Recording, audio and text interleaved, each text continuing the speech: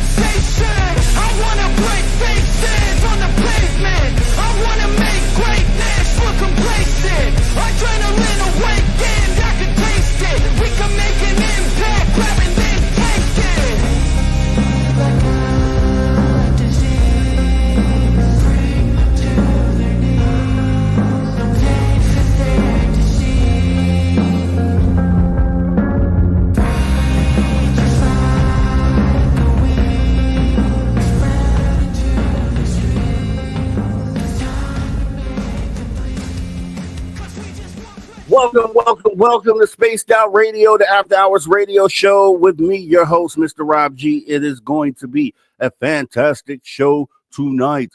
We have Barbara DeLong, who is a UFO historian, author, so many other things, radio podcast host. We're going to be talking to her for hours 1 and 2 today. It should be very interesting, talking Secrets of the Stone and before Roswell. Yeah, it's heavy and man, can't wait to get into it. Also, we're going to have Drew Banky joining us with the After Hours wrap-up, and along with Steve Stockton, Tales Untold Missing Person Mysteries. Fantastic show planned tonight, and we're going to be jumping right on into it. Let me see who came in first tonight. Looks like courtesy of Race Fam. We got Race Fam with the gold. As always, we got Kitty Caddywhack with the silver, and we have Roger Murray with the bronze. So Race fan saying good evening, Rob. Good evening, right back to you, Race fan. Thanks for coming in. Kitty Caddywhack, hi, Rob and all. Thanks for showing up, Kitty Caddywhack. Roger Murray dropping knowledge on us. March 13th, 1997 would be the 28th anniversary of the Phoenix Lights. Man, how time flies, right? I thought it was 30 years for some reason. So 28 years. Okay, yeah, there we go. Coming up on that date pretty soon. Thanks for coming in, Roger Murray. Thanks for keeping us informed as well. We have Eternal out there. Appreciate you showing on up here tonight. It's going to be a fantastic show, I promise. You came right on time, and it's going to be a great show.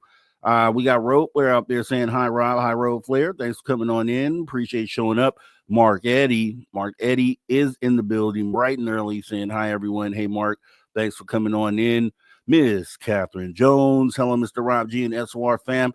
Hey, Miss Catherine Jones. How you doing? Glad to see you. Who else do we have here? We got Lulu Baby now. Okay, Lulu Baby. Hey, Lulu Baby, thanks for coming on in. Appreciate you showing on up here to the show tonight. It's going to be fantastic. We're going to start the podcast side of this in just a moment here. Who else do we have in the building? We got Witness Protection with all the alien head emojis. Thanks for coming in. Appreciate you showing up. Also, Deidre C. Hey, Deidre C. Thanks for showing on up. Who else do we have here? Lil Cam 51 joining us from Twitch. Thanks for coming on in. We got Woo Riders DG. Can you dig it? Woo Riders DG? Thanks for coming on in. Cielo Azul. Been waiting for this show. Hello to all. Appreciate you coming on in, Cielo Azul. Who else do we have here? If we can get to everybody, Showtime 787. Thanks for coming on in. Scott saying hi, Rob. Hey, Scott, thanks for coming on in tonight. It's going to be a great show. It's going to be a great show. Poncho Zork, thanks for coming on in. Appreciate you showing on up. Matt Goodcut, thanks for coming in. Did we get to everybody? Almost. Robert Lamont Jr., appreciate you coming on in. Let's go ahead and get the podcast side started real quick here. Welcome to Spaced Out Radio, the After Hours radio show with me, your host, Mr. Rob G. We're going to have a fantastic show tonight. We have Barbara DeLong, Arthur, podcast host extraordinaire. Just a long list of things. We'll be getting into some great conversation, talking before Roswell and Secret of the Stones, amongst other things. It's going to be fantastic. You won't want to miss that. Hours 1 and 2, Drew Banky, hour 3. Here we go.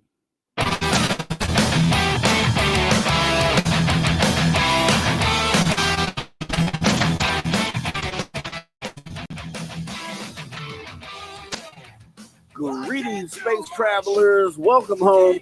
You just tuned your dial to Spaced Out Radio, the only place where you can own the night. I am your host, Mr. Rob G. And tonight, we'll be broadcasting on our terrestrial affiliates across North America, plus digitally on digital platforms all around the world.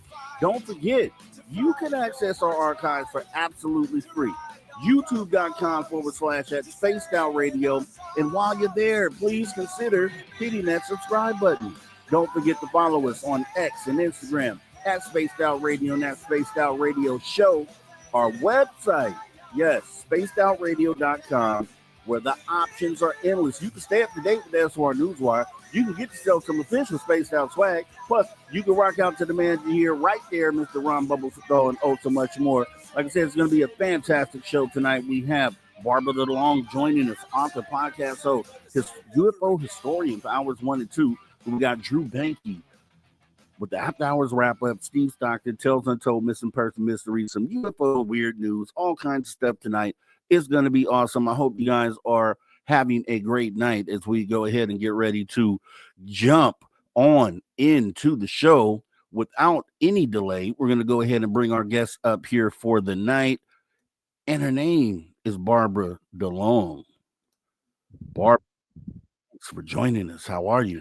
Oh, I'm terrific. Thank you for having me. This is going to be exciting. Sounds like it's going to be a great show.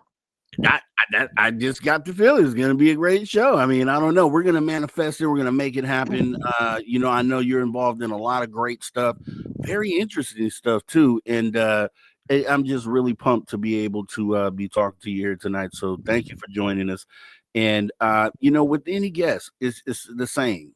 We want to know who you are. We want to know how you got to where you are today. What sparked your interest in the subject, and how are we now sitting here talking today? Well, I'm 81 years old, so that's a long story. Wow, you look really, really great. You really, really great. You. Yes, ma'am. Well, I think part of it is if you love what you're doing, you never work. And I've loved what I've been doing for the last 50 years. So Yeah. I started out as a school teacher, and I had the experience of having a UFO land on my campus, and I saw it when it took off, and it swooped over my dorm. It was in 1966, and it was in Michigan, where all of the swamp gas and those things were going on, but it was an authenticated sighting. And I think that's where it started, to be honest with you, because while a lot of people were terrified by it, I was stirred by it in a way I can't explain exactly, except in the Close Encounters of a Third Kind, when the guy is going into the spaceship as one of the exchange whatevers, the people are saying, well, he can't go, he doesn't have training. And they said, but he's been invited.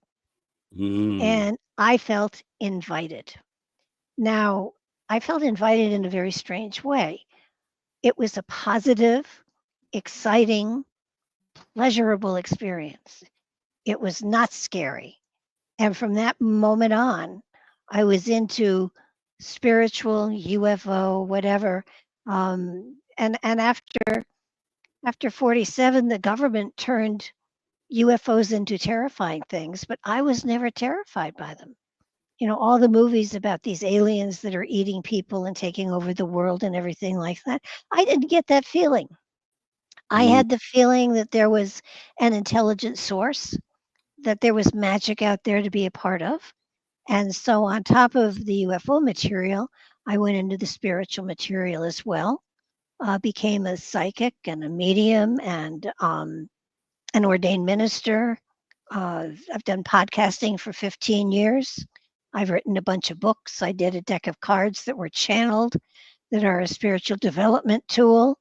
I've had an amazing ride, and it was a pleasurable one. It was a fun one, and I highly recommend it to everyone.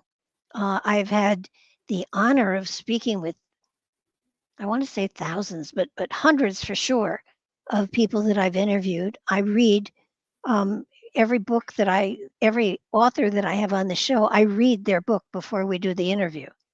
So I've never done a cold interview, and I've done about 1,100 interviews to date. So I tell people that my radio show, Nightlight Radio, is my PhD program. I have 2 masters in education, but my radio show is my PhD program.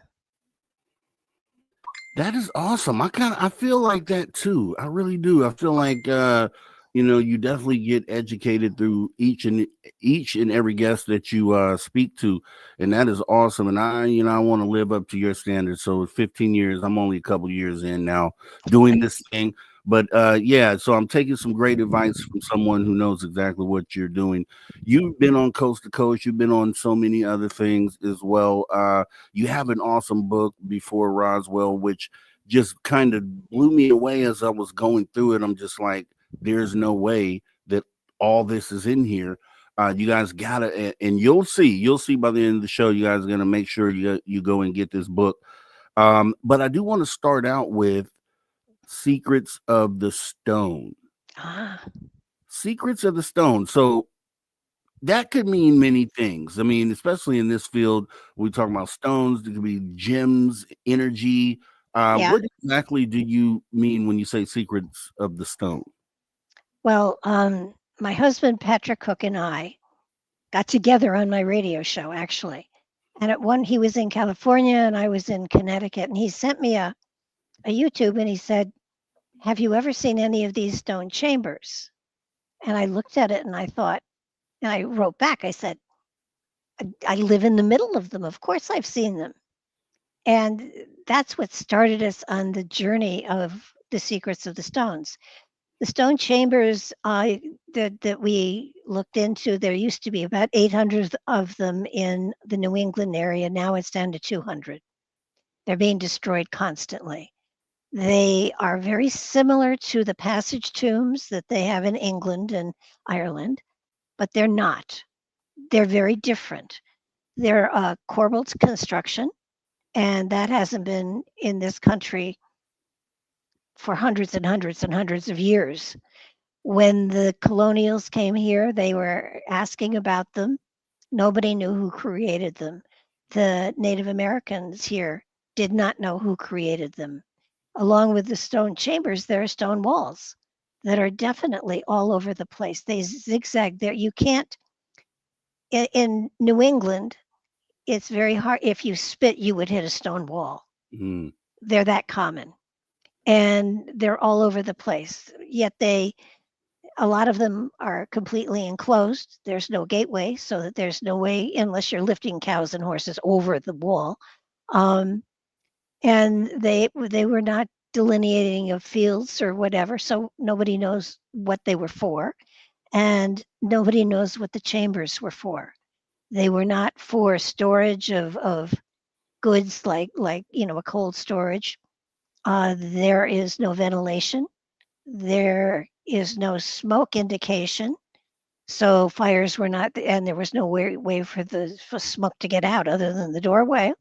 A lot of them are constructed with the solstice in mind, the rising and setting on the solstices.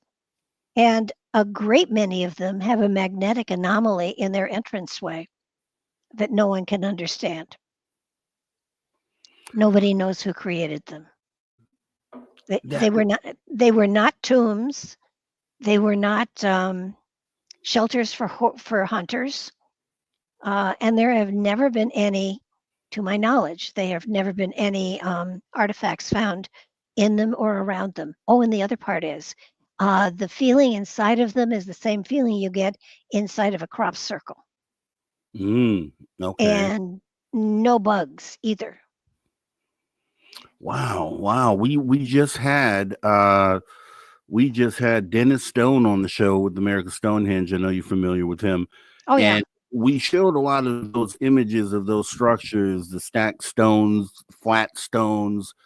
These are the type of structures you're talking about, right? When you talk about these stone walls. Oh yeah, and the chambers. American Stonehenge has a tremendous number of them. I mean, it's if you're only going to look at one place, that's the place to look. Um, I argue a little bit with him about his sacrificial table. I don't think they sacrificed people or animals. I don't think that Mm. table for that, but that's just the feeling that I got from it. Um, it's his site is remarkable, and they keep uncovering more and more things and doing more testing on every area that's there. Originally, that particular area was not covered with trees. It was bare, and the trees, have only been there, a while. They go the site itself goes back hundreds of years. Yeah, and he was talking about how it's all sitting on bedrock there. And we, just like you stated, we see a lot of these stone structures overseas, and you don't see any here until became familiar with Dennis Stone's work there. But so in your idea, you were stating they, I guess, more modern human beings kind of destroy those sites here in America. Does it seem like they do that here, but not overseas? Well, I know that people are destroying them for patios and stuff like that here. They are not protected at all. In my opinion, they're older than the ones over in Europe. And I have my feeling, my theory now, it was not Patrick's. By the way, we differed on this, but he's passed away, so he can't give you his. Um, so mine prevails. They are mostly made of granite. Again, they're corbelled construction, so there's no cement or anything holding anything together. They are watertight. Um, they're made of mostly granite. Granite has a great deal of quartz in it. Quartz is used for communication. So they were either in some way, either communication chambers of some sort or a teleportation chamber of some sort or an interdimensional doorway of some sort. Yep. I would like to take a moment to talk about Patrick. If you wouldn't mind, kind of, for explaining to everyone what he was into, because and you guys will be able to see him in action on Secrets of the Stone on YouTube if you go and watch that. And you could tell he had a fire for this, and is, from Yeah. what I understand, he studied this. And I guess you can let everybody know what he studied and kind of how that went.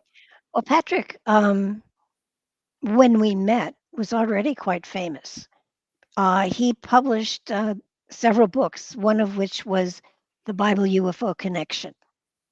And that was out there way before a lot of other material.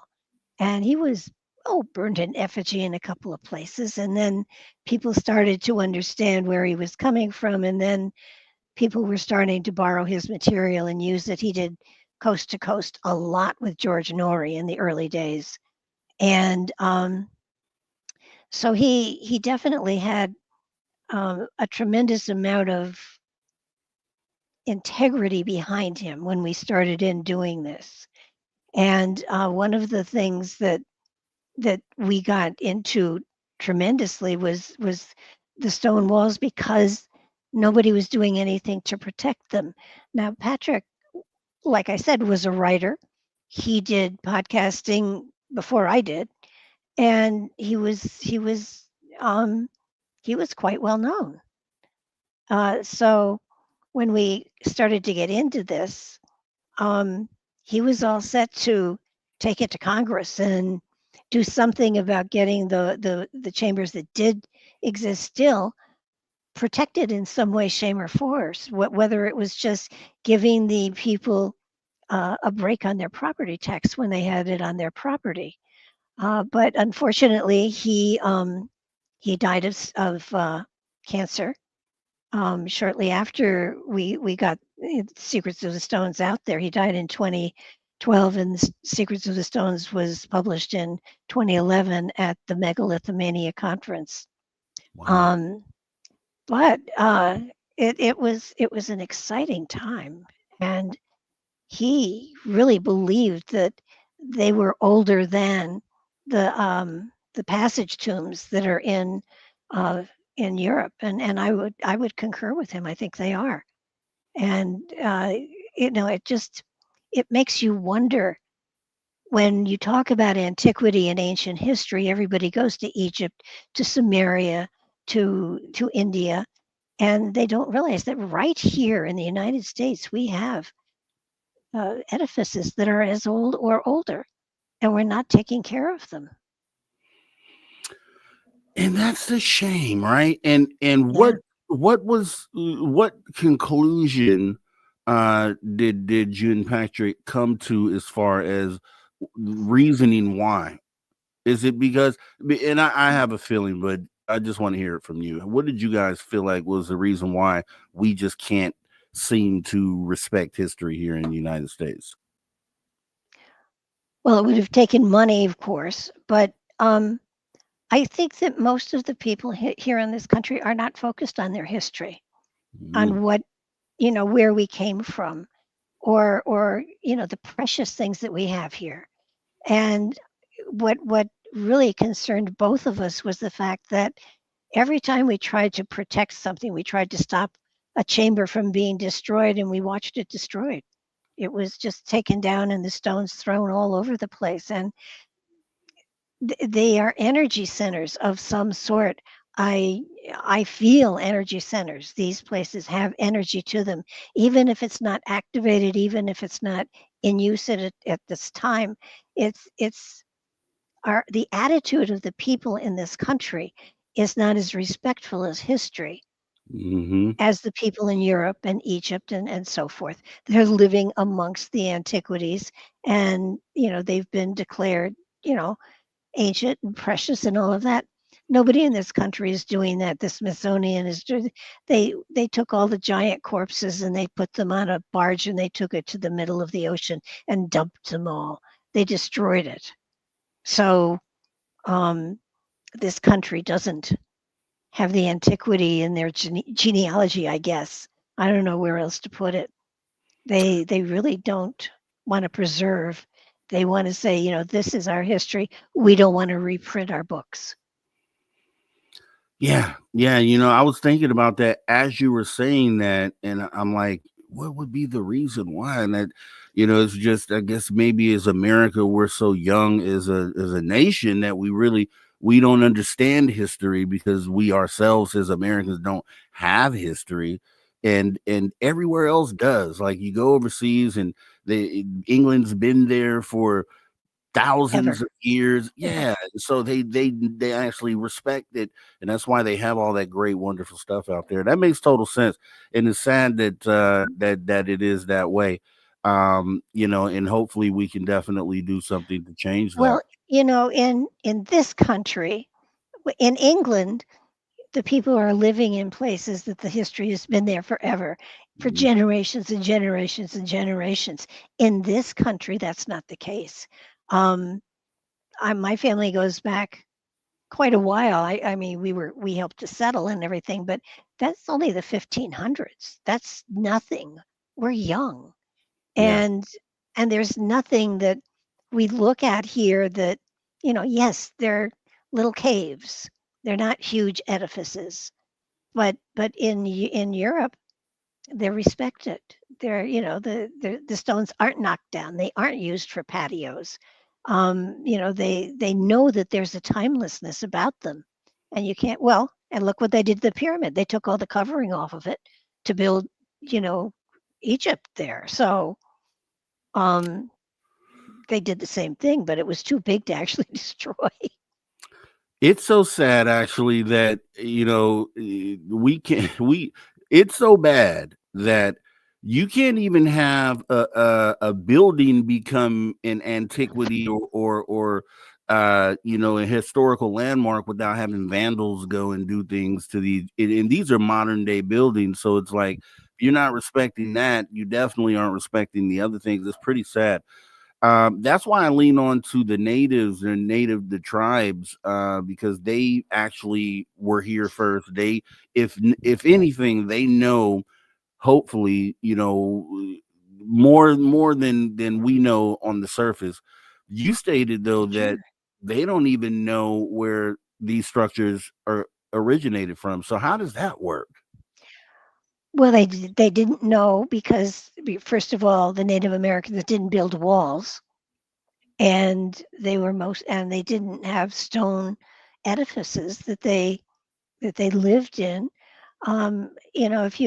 If you go forward 1,000 years, you look around and you wonder just what is here now that will still be standing. And the only thing I can think of is Mount Rushmore. Right, right. And what will they think that is? I mean, in 1,000 years, if society is destroyed and the only thing left is that, when people come and see that, will they think that those were our gods? Yeah, yeah. I mean, and I was introduced to you through Mark Eddy, and he's also introduced me to a couple other people that we've had on recently, and going back to Christy and Jared, with RQX, and he has this idea that we've been around for millions of years as human beings, and that our history actually goes back way back then. So I guess if the natives don't have any idea where these things Yeah. originated from, then you would have to assume that these must be super old. Like, how old do you think some of these structures are? Well, I would believe they survived the last ice age. Wow. So beyond that, and as far as humanity goes, I believe that Homo sapiens came through a portal, a dimensional portal at some time. I don't think we evolved from the apes at all. I Right. think that we came fully formed and fully cognizant of things, and began to spread. Because originally we were all one family. It was originally one continent. It was Pangea. And Yeah. it wasn't until Pangea started to break up that languages and cultures and things like that, because of the environment, changed. And in contrast to the Bible, who said that, the Tower of Babel split us up, I think the splitting of the plates of the earth plates is what did it, and languages evolved from that. Hmm. That makes a lot of sense. And we're actually running up on our first break of the night, because I would like to, when we come back from the break, get you to elaborate more on the humans coming through a portal. Because I also agree that it just, for some reason, feels like we made like this isn't technically our planet. For whatever reason, it just feels that way. So what we'll Yeah. do is we'll go ahead and jump into this first break of the night with our fantastic guest Barbara DeLong right here on Spaced Out Radio, the After Hours Radio Show, guys. Make sure you don't go anywhere. We'll be right back after this break.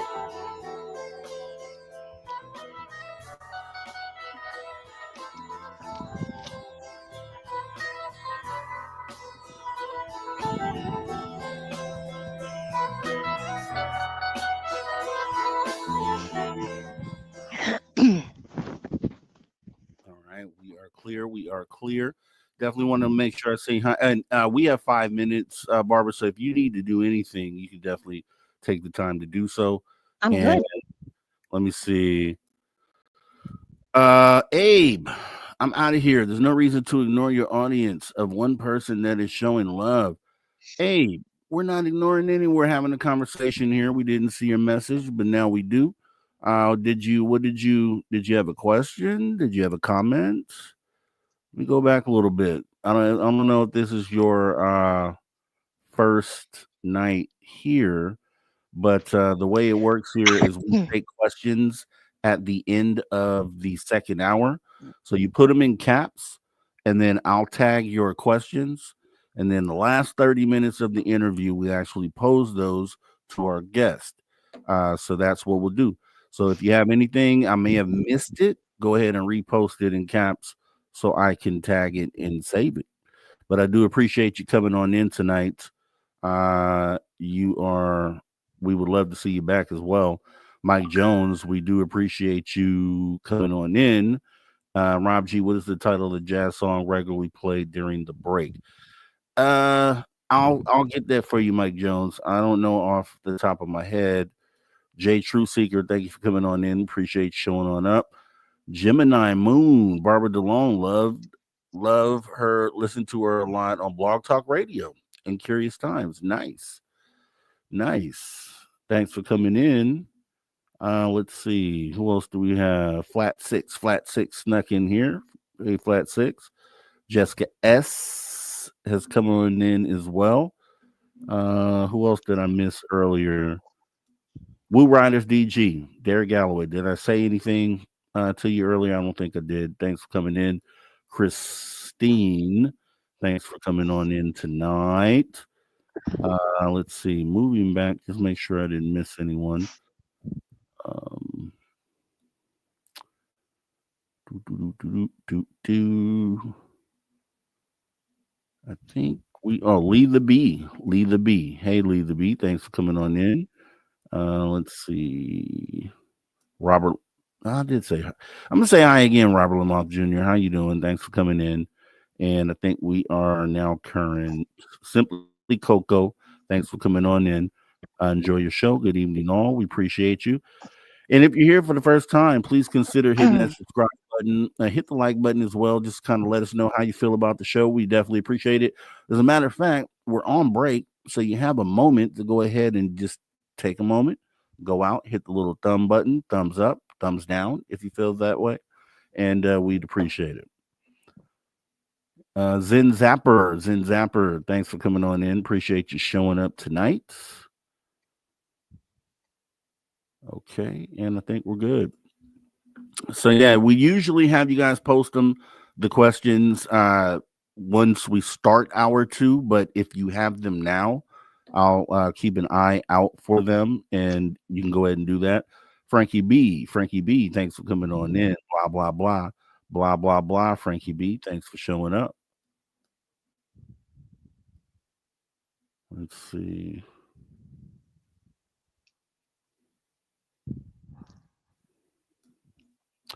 Yeah, we're doing good. So what is your YouTube channel, Barbara? Barbara DeLong. Okay, under Barbara DeLong. Okay. Guys, make sure you guys go over and hit that subscribe button. I know one of our fantastic mods will post the link in the chat. And make sure you guys go over there and check out Barbara and Mark Eddie. He's over there too. Oh, Mark's there. He can post it. Yeah, Mark, are you out here? He was here earlier. I know he's probably still here. I think he's on the East Coast, so he usually watches for like the first hour or two, and then he turns it in. So, but I think he should still be here. Let's see.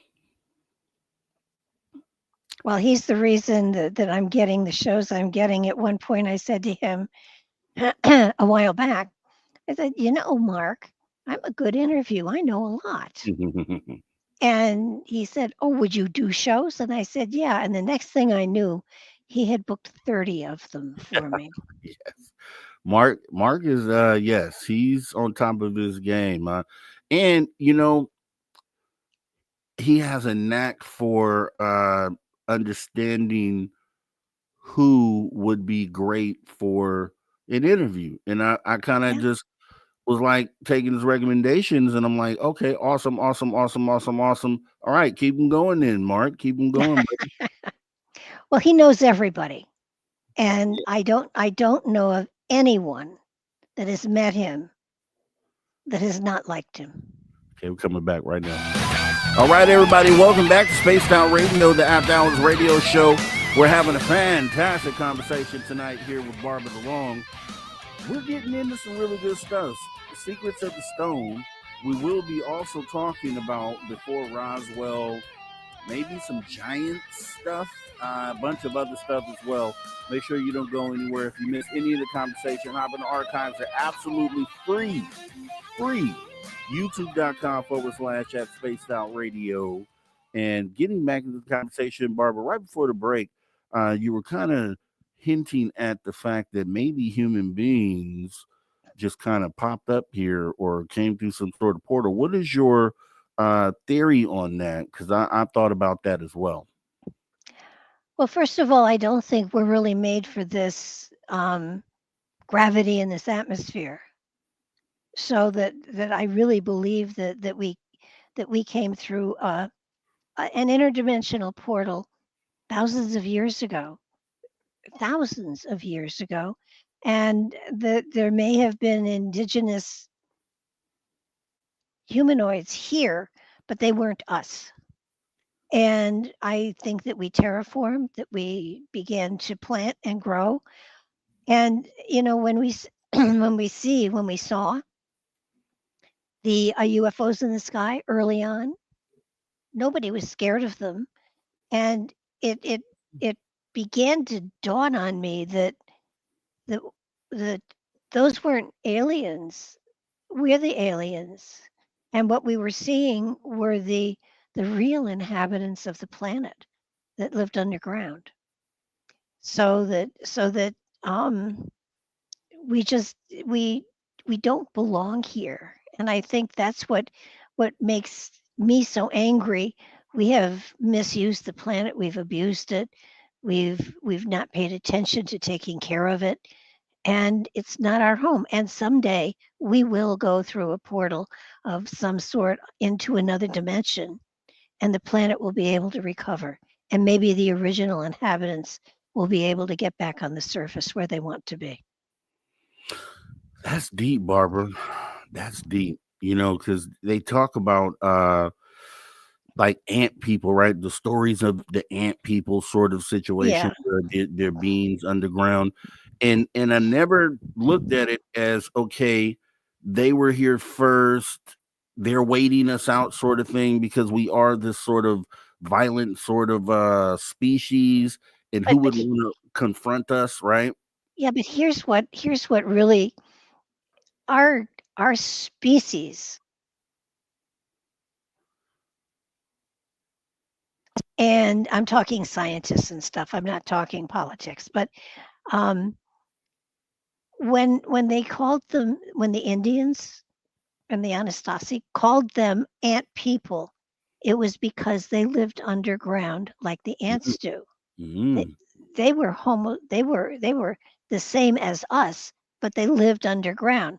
So what did the people do? Ant people. They just designed these monsters that looked like ants and said these are the ant people that saved the people. No, they were people. A whole culture wouldn't have gone with weird looking animals like that. They wouldn't have. And Mm. when you look at places like Derinkuyu, are you familiar with that? No. In Turkey. In Turkey, um, it's an underground city that is, I believe, at least 5 levels deep that will hold up to 5,000 people. Wow. And there's another place in Turkey that has um, a similar underground construction that would hold huge populations, and the two sites are linked by underground tunnels. Wow. Now, these were tunnels that would hold not only people, but but their animals too. so that it was a whole civilization that was underground. Now, I don't think ant people would have carved that out or anything like that. So that um, I don't know why they went underground, but they did go underground, and it's thousands of years ago. Man, I mean that makes sense because I'll tell you, if you just look at us, if you look at us, if something were to happen here, if we had some sort of invasive species come land on this planet tomorrow and inhabit the lands, we'd probably go underground as well. I mean, that's literally one of the first thoughts that we have is going in a bunker or going in a cave. So it makes a lot of sense that that would have been the direction that previous inhabitants of the planet would have done. Now the and then the ant part of that makes total sense, right? I never even thought Yeah. about it in that way. And not only that, but we are underground. There are underground cities that are now being built. Oh yeah, And there are underground tunnels that go from the East Coast to the West Coast already. yeah.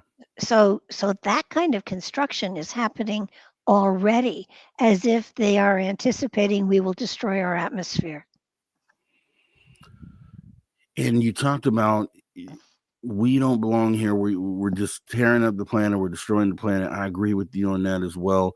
I've thought that we came here from some other planet, which is the same thing. It's just we didn't originate here. Now we're here. Yeah. And it just seems like and I brought this up before. I said it just seems like we aren't in tune with nature here. And that's the dead giveaway. It's like everything else is in sync with the planet, but we're the ones that are the odd man out, and there Well, has to be a reason why. if you look at the indigenous people, the first people, they walked barefoot on the earth. They had a synchronicity with the heartbeat of the earth, and they had very little um, disease. They had very little rheumatism. They had very little wrong with them actually, because they were constantly in sync and in rhythm with the earth. Today, we separate ourselves from the earth. We wear shoes, we have asphalt, we have cement. If people got more in tune with the earth, they would find would have less physical problems. Now, obviously, in the wintertime, you can't go barefoot on the snow. Um, but I have gone to nurseries where they're beginning to plant for the spring, and they let me walk barefoot on the soil in the greenhouses where they're planting things, just to get more in touch with the heartbeat of the earth. Yeah, yeah, yeah. I've thought that too. It's just wild to hear you say these things because literally all the things you're saying, the things that I've said or thought, and it's just cool to talk to someone that's on that same wavelength. It's definitely, we're and that kind of leans into because you talked about having a UFO sighting as a teacher at a school.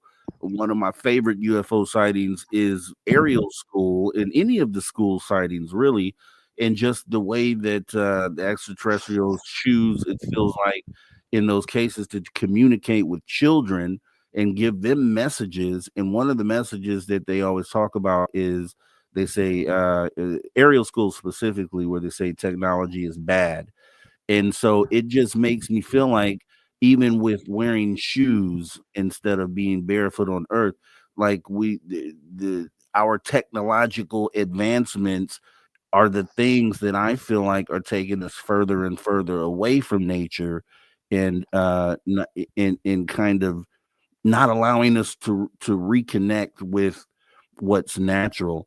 I don't know. How do you feel about that? Well, I agree. And look at one of the things that bothers me so much about Bigfoot is that Bigfoot doesn't attack people. It throws rocks and stones at people, rocks and sticks at people. Bigfoot is, I believe, interdimensional as well. But but they whatever culture, whatever wherever they come from, they are peaceful and loving. They don't want to hurt anybody. They want to scare you off for sure. But when you look at the fact that They've not ever found a skeleton. They've not ever found scat. They took the only time I've ever heard of anybody actually getting anything that was Bigfoot linked. Mary Joyce had a group, and they did get a hair that they were able to do DNA testing on, and the mother was human, but the father was an unknown species. Yeah, I'm familiar with the. I know was it Ketchum, Dr. Ketchum. I think her name is Ketchum, and she did the Genome Project, and they had something similar to that. Yeah, I feel the same way. I don't feel like Bigfoot is here full time. I think Bigfoot. I kind of pose this. I'm like, okay, because they can't find scat or they can't find bodies, and there's people searching for Bigfoot everywhere. So said what makes sense? What makes sense is potentially either we're seeing into their dimension when we have these sightings, like we're peering into their dimension, or they are period or momentarily stepping into our reality, and that's kind of when the sightings happen. So I've been playing with that theory as well. um, I don't know, but what do you think about extraterrestrials? Do you feel the same way about that? As I far as Well, it's funny because originally when UFOs were around, everybody was saying aliens, aliens. Now you can't use the term alien because it's applied to people who are here that do not, that didn't come from here. So the extraterrestrials, um, I don't think there have been as many extraterrestrials on the planet as everybody thinks. I do believe that there has been communication, and I do believe that communication has come through people who were spiritually based. Look at Hitler had the psychics that they helped him. They helped von Braun with the rocket stuff. It was the psychics that brought material through that helped them out. It wasn't little green men walking around that were helping them. It was psychics who were bringing information through psychically or spiritually. So alien and extraterrestrials, I believe they're out there, but I don't think they want to have a thing to do with us. I really don't. All the messages that have ever come through seriously have talked about love and peace and qualities that we just don't have anymore. It's sort of like the element even of peace is something that first you have to have inside of yourself before you can even share it with another. yeah. And peace is something that cannot be imposed upon one or pushed upon one or legislated against someone. Peace is something that has to be embraced, not forced. Let me ask you this. Mhm. So, because I know we're going to definitely get into UFOs and extraterrestrials in the second hour with the before Roswell, but I've heard that you're into giants, and so I don't really have anything really bad or good to say because I don't really haven't studied giants yet. So if we're looking at stone buildings and structures that go back millions of years, where do giants fit into that? And do you think that they may have been there before these, or maybe they built these, or because a lot of the stone structures that we see around the world are these huge stones that we feel like we couldn't move ourselves as current day humans, but you would think maybe giants could potentially do some of that work. Well, in Egypt, a lot of the stone statues, I believe, are life size, and they would be giants. I believe that giants were here. I believe they were a part of the culture, and and they were all over the planet.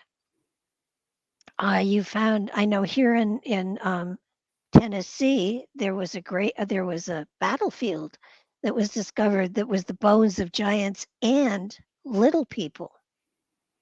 And those bones were taken by the Smithsonian and destroyed because it didn't go along with what they thought evolution was.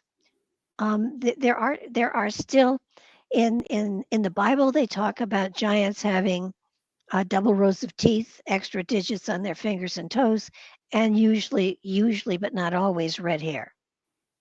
The giants that were discovered in the Nevada cave that they were mining guano out of were in that particular, double rows of teeth, 6 digits on hands and feet, and red hair.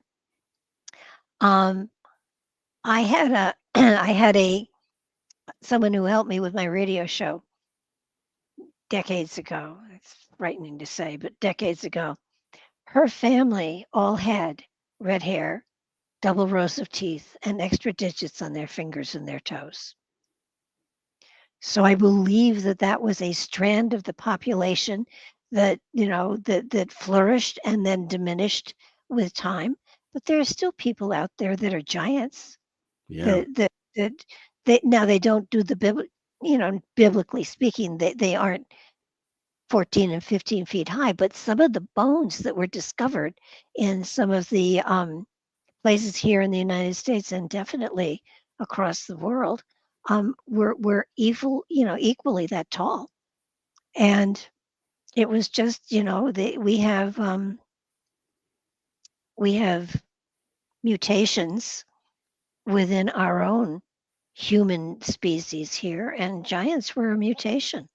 They died out, but they were here, and we had the bones to prove it.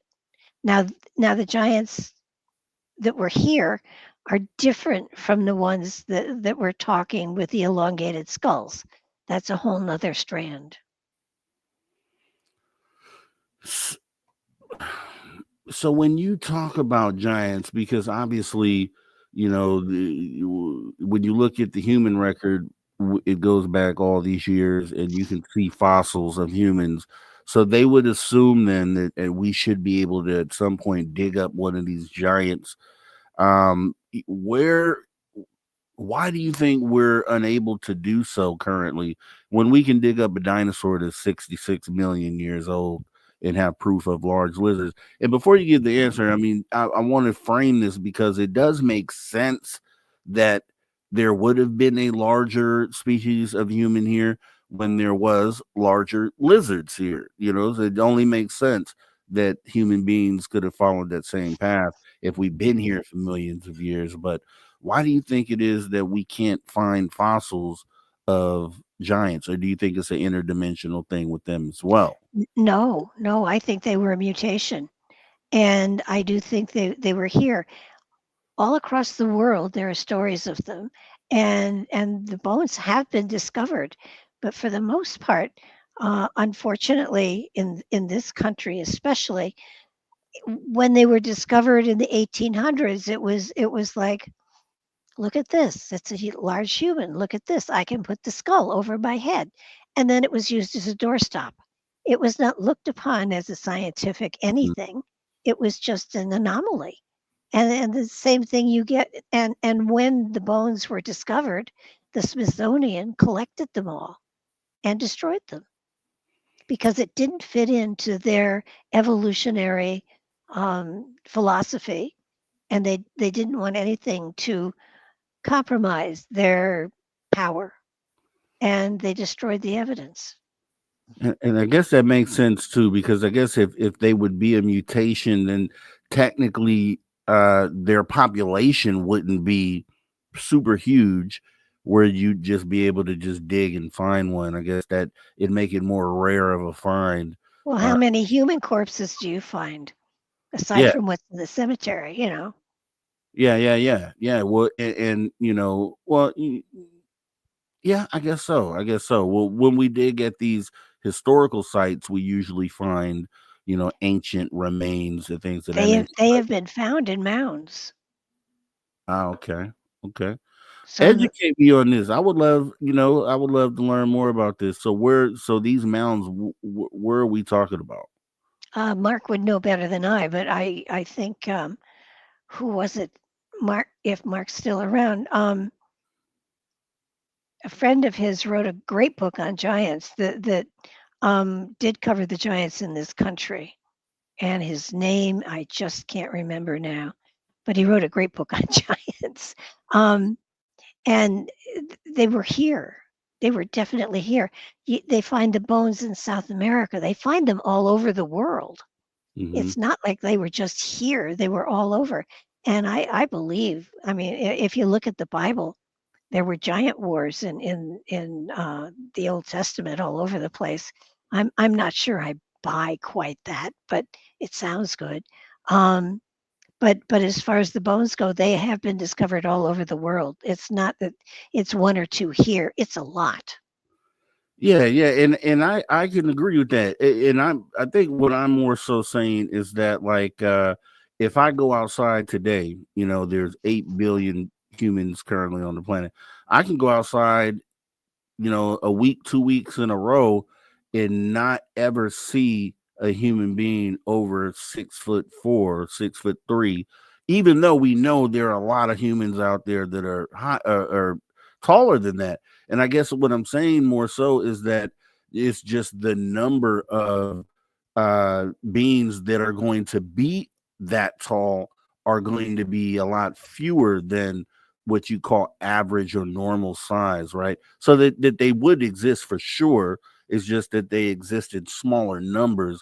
Therefore, you're not going to just Well, find where you look. humanity has gotten smaller also. We are shrinking. Mm. And so I know when was it North Korea, I think. I think it was either Korea or China, but when the new guy came into power, it was North or South Korea. They had a picture of all of his soldiers lined up against a fence, and it was incredible. It was soldiers, like hundreds of them, and then whoops, giant, and then whoops, whoops. So even they exist today.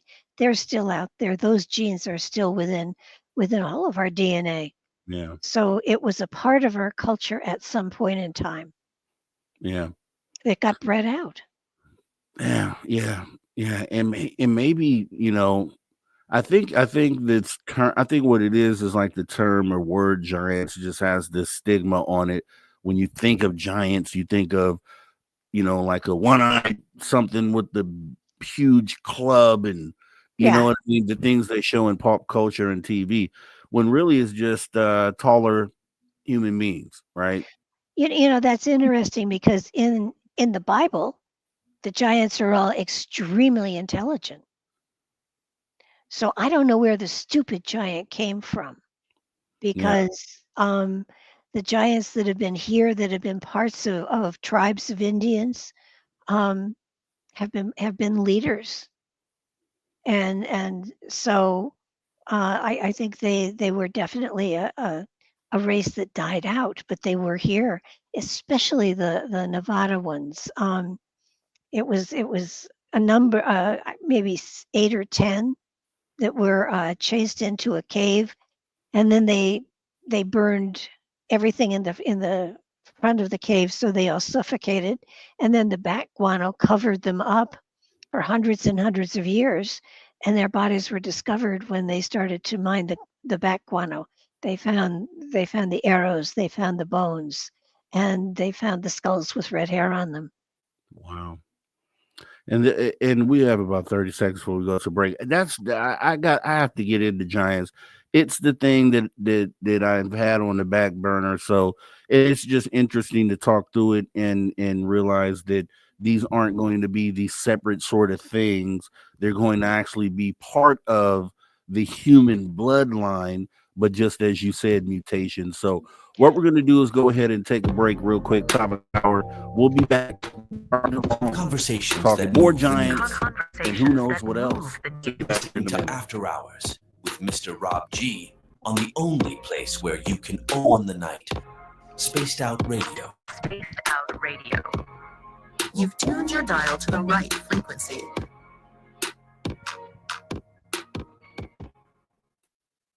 All right, we're clear. And Barbara, we're off camera for the next 5 Okay, on my website, There's a huge section on giants.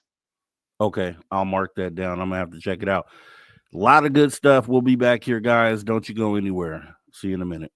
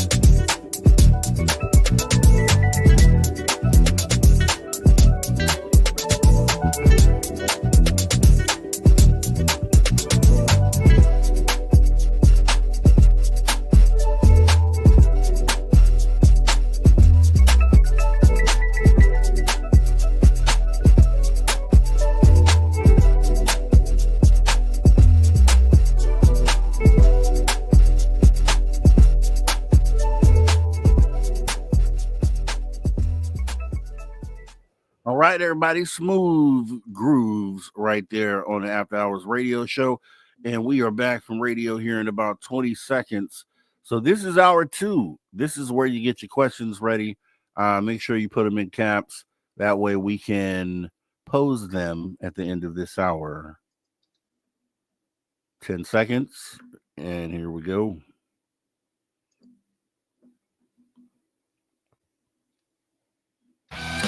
All right, everybody, welcome back. Spaced Out Radio, the After Hours Radio Show. With me, your host, Mr. Rob G. We are back with our guest, Barbara DeLong. We've been talking secrets of the stone. We've been talking giants.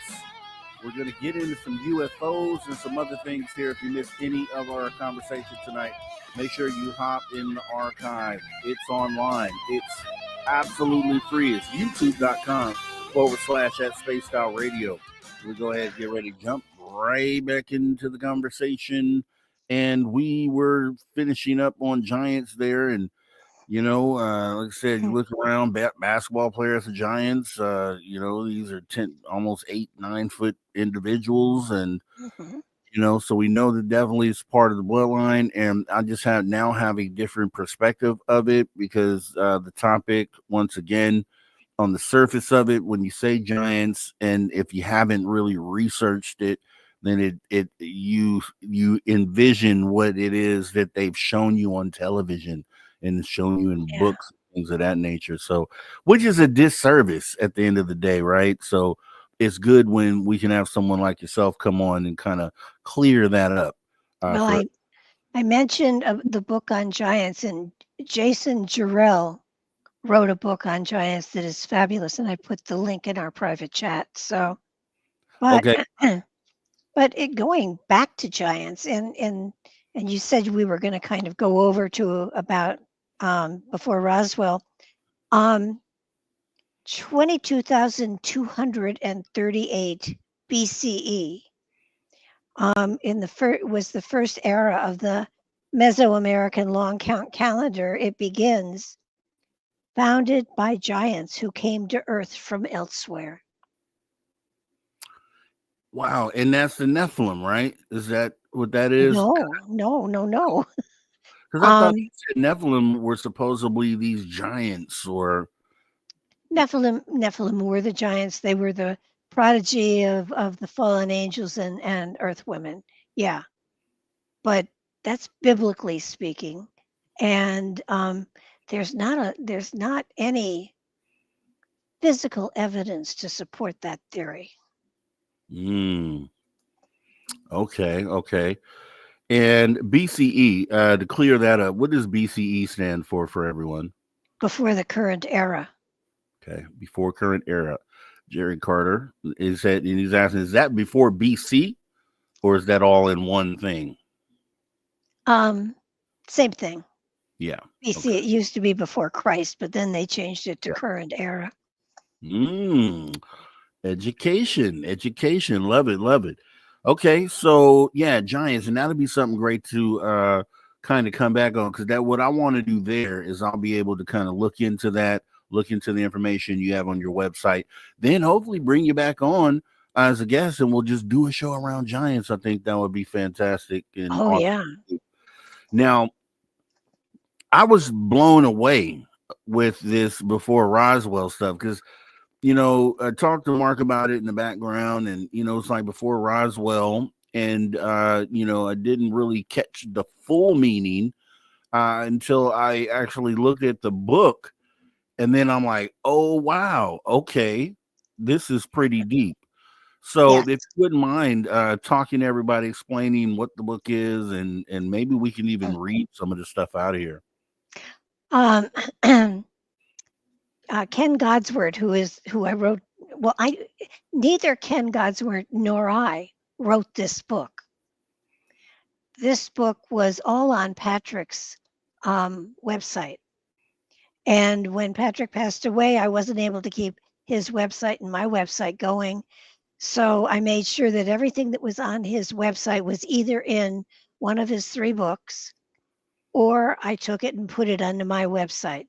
And this material, the UFO material, was one of those areas. And so Ken called me and asked if he could use the material from my website. And I said, absolutely. And he called me again a week later, said, hey, would you like to write it with me? And I said, well, I thought, and I realized it's already written. Sure, be happy to.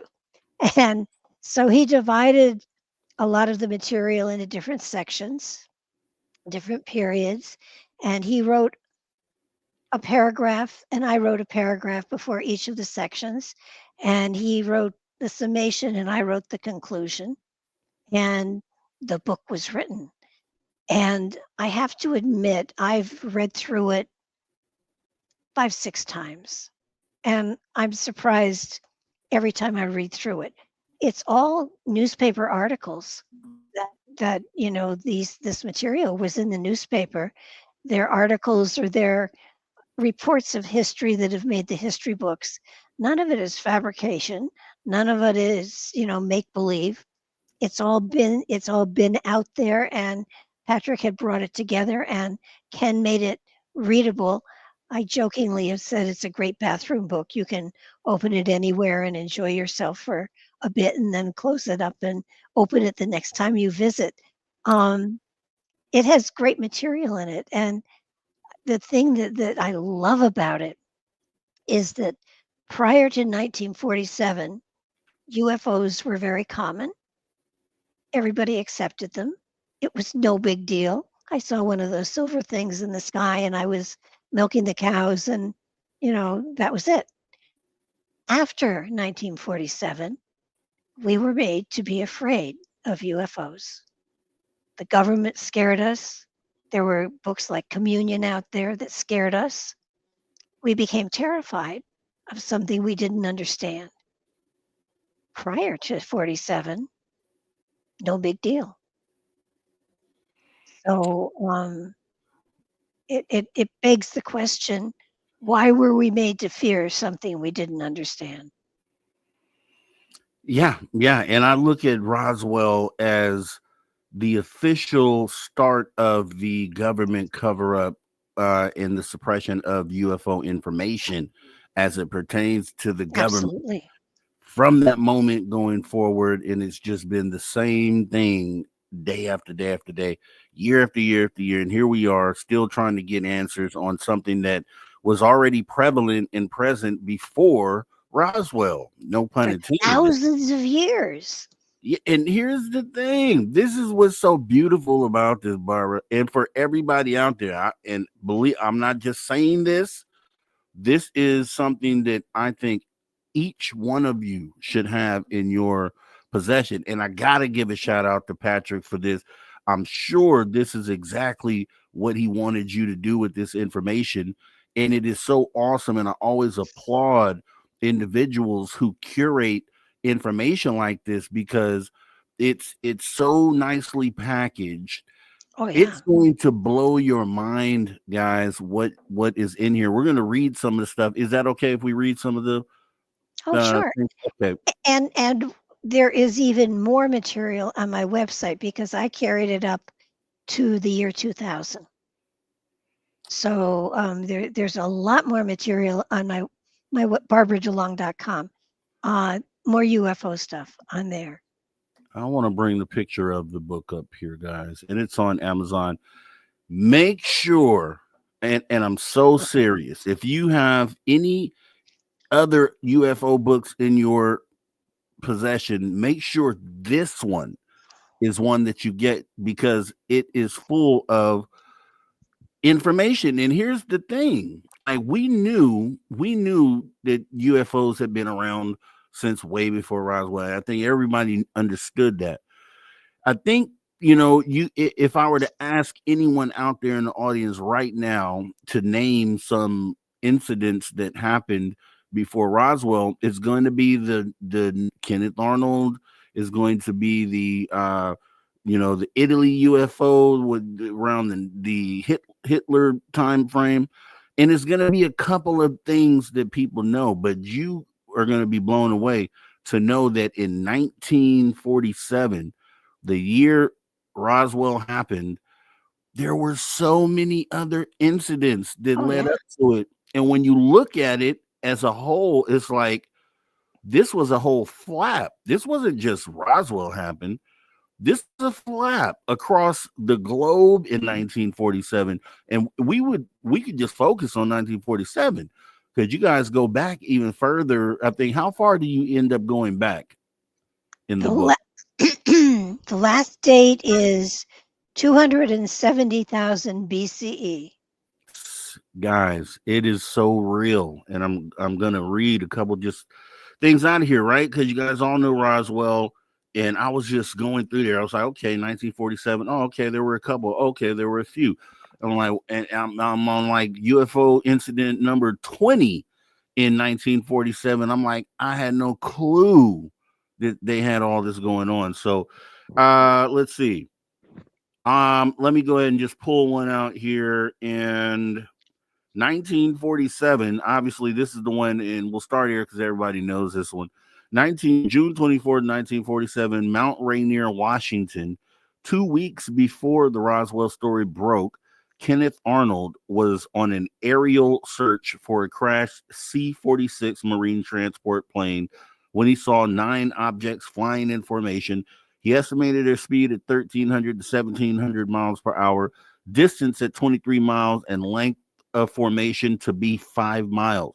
Also in the air at the time was a DC-4, which Arnold used as a point of reference to estimate the size of the individual discs. He estimated the size as 2/3 the size of a DC-4. This sighting attracted significant media attention and public interest. You're like, oh, okay, yeah, I know about that one. Yeah, here we go. This is one I didn't know about. 1947, White Sands, New Mexico. C.J. Zahn, stationed at White Sands Proving Ground in New Mexico, watched a huge silver circular disc at a height of 10,000 feet above the installation. This sighting was just days after Kenneth Arnold's sighting. Which one for you is like your favorite sighting out of them all, or just one of the more memorable ones for you? Aurora, Texas in 18 something. 1897, I think. Yeah, a UFO crashed in Aurora, Texas, knocked over a windmill and crashed and burned. And there was well, it wasn't a survivor. The people went to the site. They found the pilot, who was a very small man, and they had a funeral for him, and they buried him. And in the 50s, the government went and wanted to exhume the body because it was an alien, and the people there refused to tell them where the site was. They wanted him to rest in peace. Yes, I remember. I was familiar with that. Is that the one where they called it an airship or something like that? I think Yeah, they called yeah. it an airship. I think though, and it was World War I, and I can't give you the right date, but it was the first time a UFO had been shot down. Are you familiar with what that is? Which one is that? Where the UFO shot down? I think I read that, but which Do you one know was that? do you know who shot the first UFO down? No. The Red Baron. Wow. The real Red Baron. Yeah, He was the first pilot to shoot a UFO down, and it crashed, and the pilots ran into the forest and were never seen again. I would love to read that one. There's a couple that in here that stood out to me. There was oh gosh, there's one in here. Let's see. There was one I just had it checked here with described it like a swarm of bees. Let me see here. Just so many in here. Let me see. October 14, 1947, 11 miles northeast of Cave Creek, Arizona, noon, Mountain Daylight Time. Witnesses Air Force fighter pilot J.L. Clark, civilian pilot Anderson, third man, watched 45 to 60 seconds while one 3-foot flying wing-shaped object, which looked black against the white clouds and red against the blue sky, flew straight at an estimated 380 miles at 8 to 10,000 feet from northwest to southeast. That's 1947 as well. July 6, 1947, Fairfield, Sassoon, which is kind of close to where I used to live in Northern California. Daytime witness, Army Air Force Captain and Mrs. James Berniston watched for 1 minute while one object having no wings or tail sounds like a tic tac, rolled from side to side 3 times, then flew away very fast to the southeast. This one sounds like my UFO sighting. July 29, 1947, Hamilton Air Base, California, 2:50 p.m. Pacific Daylight Time. Witnesses, Assistant Base Operations Officer Captain William Ryard, ex-Air Force B-29 pilot Ward Stewart, watched for unknown length of time while 2 round, shiny white objects with estimated 15 to 25 foot diameters flew 3 to 4 times the apparent speed of the P-80. Also in sight, one object flew straight and level, the other weaved from side to side like an escort fighter. Yeah, there's also wait, page 11, 11? Antarctica. Page 11, Yes. Antarctica, Operation Okay. High Jump. 1946, Antarctica. In August 1946, the United States Navy sent a fleet of 13 ships, 33 aircraft, and 4,700 men to occupy Antarctica under the leadership of Admiral Richard E. Byrd. Ostensibly, the mission, named Operation High Jump, was for scientific research, which seemed like a highly dubious priority for the Navy amidst the aftermath and ongoing fortifications following World War II. By the time the top secret mission was called off ahead of schedule in February 1947, Admiral Byrd himself admitted publicly that the mission was in fact no research mission, but that the fleet had been sent ready for combat and did in fact engage in aerial combat against an enemy with vastly superior flight technology.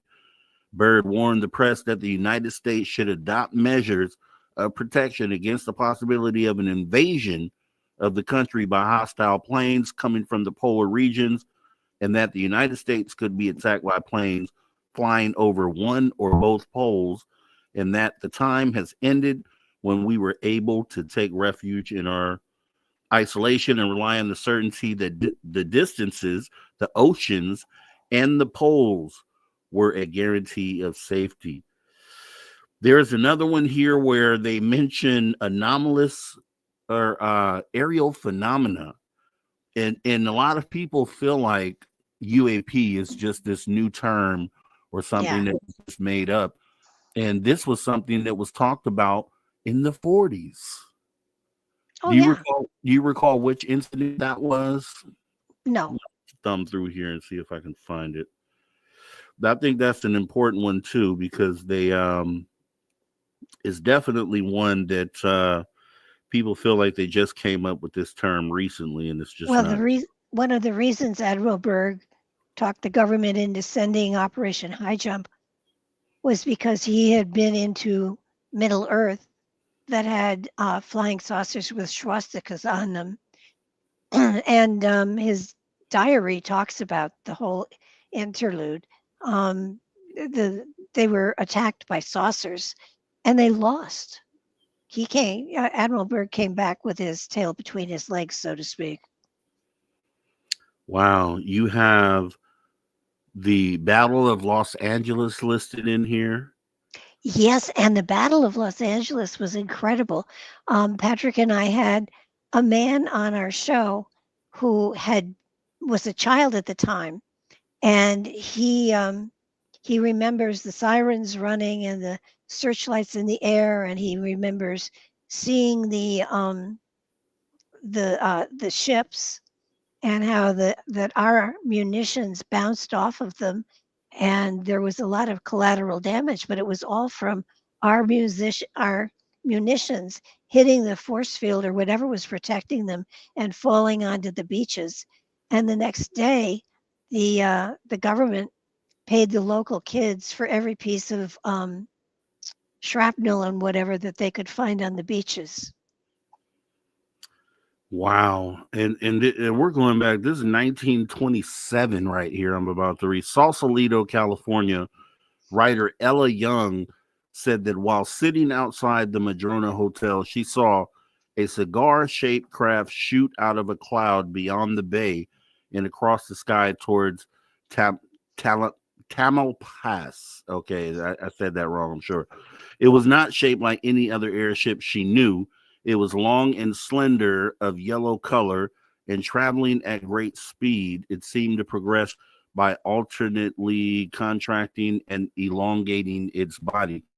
What do you call that? Warping in a lot of the descriptions of things that we currently see today. And this is only page 1927. It's page 24. This book is over 100 pages.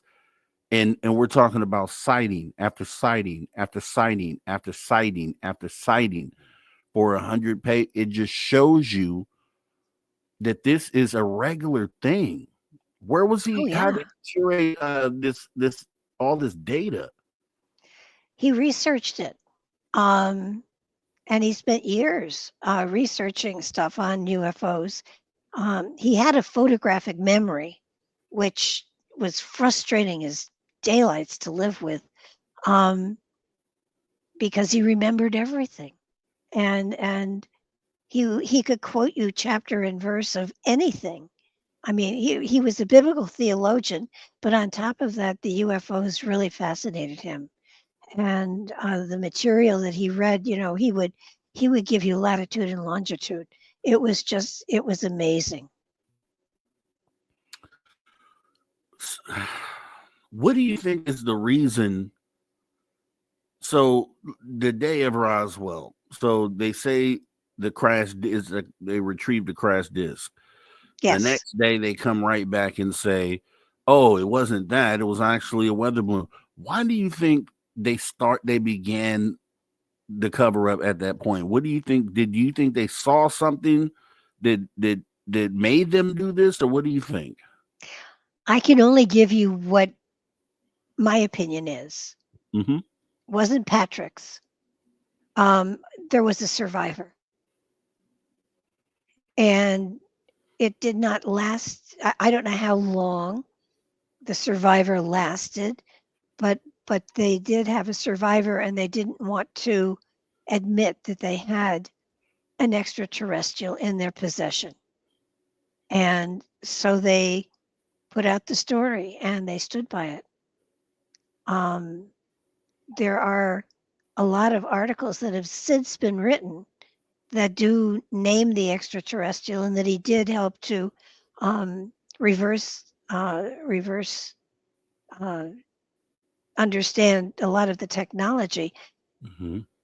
But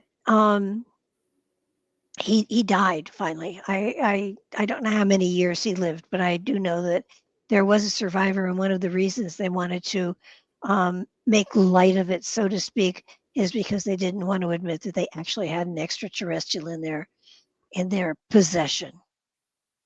And I think that they were wrong, because I think that humanity as a whole would have been fascinated and wouldn't have been terrified, but would have wanted to know about the culture where this person came from, because he was. I mean, they were humanoid-ish enough so that you wouldn't be frightened.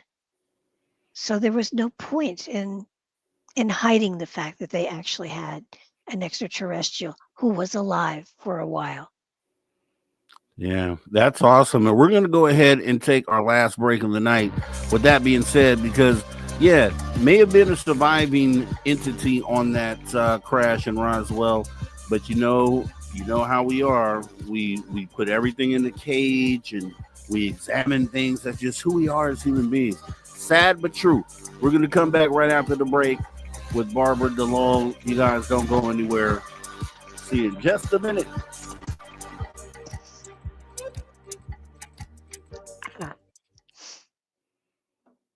All right, we are clear. We are clear. And this is the last break. We are still live on YouTube. But if you need to do anything, water or anything, definitely this is the Got time. my caffeine.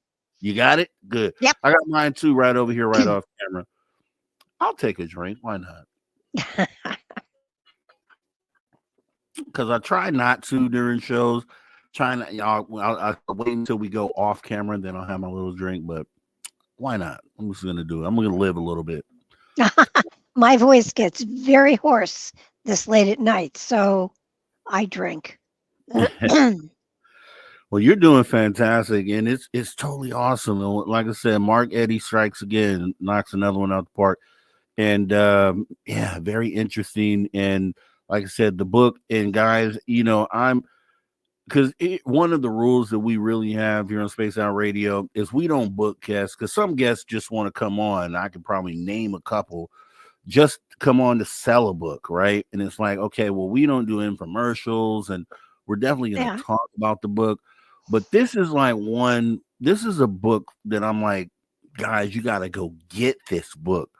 Like, it has to be in your, like, if you care anything about the history of incidents and things that have occurred, like this is every sighting that happened prior to Roswell that he could, I'm sure, locate is in this book. Yeah. No, it is amazing. And I don't know how long he worked on that list. And a lot of the sightings and things like that deal with presidents and astronauts and stuff like that are on the website. I mean, there's a lot of material still there. Yeah, it'd be, oh man, it'd be so awesome. I'm sure with this you probably could have broken into or you said you have other information on the website, so maybe you can have a part 2 of this book. But I think this is so important, though. It really is important to the community, and especially for those who just coming in, because one thing that I do, I have my own personal channel aside from what I do here, and on that channel I do, in one of my shows, I do this segment called Once Upon a Time in Ufology. And I go and I pick something historically, and we kind of go over that. And it's for the people that are just coming in. But now that you have this book out, I can pick any one of these and kind of go over that with the audience, because it's all about education. Some people know, but some people are just coming in to learn. You know what I mean? Ken Godsword did a great job of putting it together the way he did. I mean, I give him great credit. And, like I said, I've read through the book several times, and I'm always amazed. It's not like something that I've written, but it's an amazing collection of material. Yeah, and you did the right thing with it too, because the information could have sat on the website and just really not getting that circulation that it needed. And this is exactly what needed to happen with that.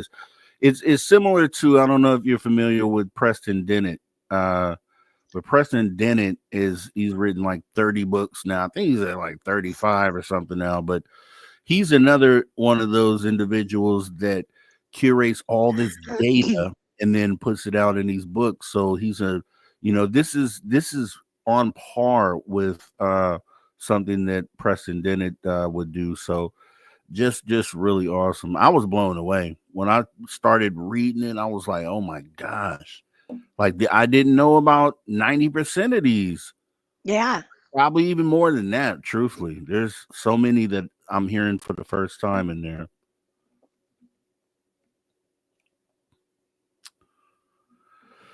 Yeah, Simply Coco for sure. Great info. I have to get that book. No, you definitely have to. Like I said, go get the book. Okay. It's you a good gotta one. put it in it has to be there. Like if you call yourself knowing anything about the history, then it's like, man, it's not even my book. And I'm sitting, and I'm just like, I'm telling you, Go get the book. Let's see. Channel Warhorse, a true printing press. Sounds exciting. Yeah, you gotta do it, man. You definitely gotta do it. I promise. Let's see. I'd like a copy myself. It's right over on Amazon, guys. Actually, I think I can actually post the link here. Let me see since I have it up. Copy, paste. There you go. Click on that link and go get that book. We've got about 8 seconds left here. Here we coming back.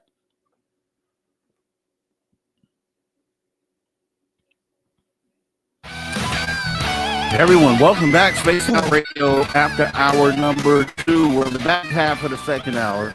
We have about 20 minutes left with our guest here. Time flies when you're having fun. We've had awesome conversations, well, a lot of knowledge, a lot of great information. If you missed any of it, definitely hop in the archive, youtube.com/Space Out Radio, as we go ahead and get back into talking about, before Roswell, The Secret History of UFOs by Ken Godsword and Barbara DeLong, who is our guest tonight.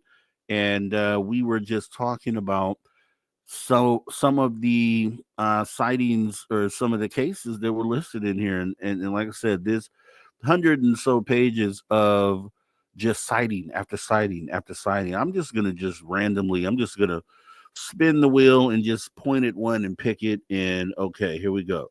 1936. This is in Spain. A sighting in the midst of the Spanish Civil War. English novelist and former soldier Valentine Williams and 2 others were driving from General Franco's headquarters to Burgos to Biarritz, France. The sighting occurred at 4:18 p.m. in the Basque province, about 75 miles from San Sebastian. Williams' companions gasped in amazement. He turned to see what he thought was a flare or trace ground on a course at right angles to the road, heading northward at an amazing velocity. Williams later described it as like a streamer of white smoke. As it went, it burst into a bright orange flame. There was no sound or explosion. When they reached Biarritz, they told their story. Tom Dupree from the British consulate at Hendaye said he had been at San Sebastian, about 30 miles west, at the same time of the day and had seen the same object. This UFO could have been a particularly large fireball, burning brightly enough to be visible by daylight. However, the accounts give the impression that the object was traveling parallel to the ground, not falling towards the earth. So How even in about that, he says that was potentially a fireball, maybe not a UFO. So then you have some of that in there, which is good for context. So well, go to page 97, 329 BCE. 97. Okay. Let's see. Flipping through here. Yep, 60s. 81. Okay, you said 97? Page 97, 329 BCE, top of the page. Okay, guys, this is 329 BCE in Persia. Alexander the Great records 2 great silver shields spitting fire around the rims in the sky that dove repeatedly at his army as they were attempting a river crossing. The action so panicked his elephants, horses, and men, they had to abandon the river crossing until the following day. Wow. That's Alexander the Great.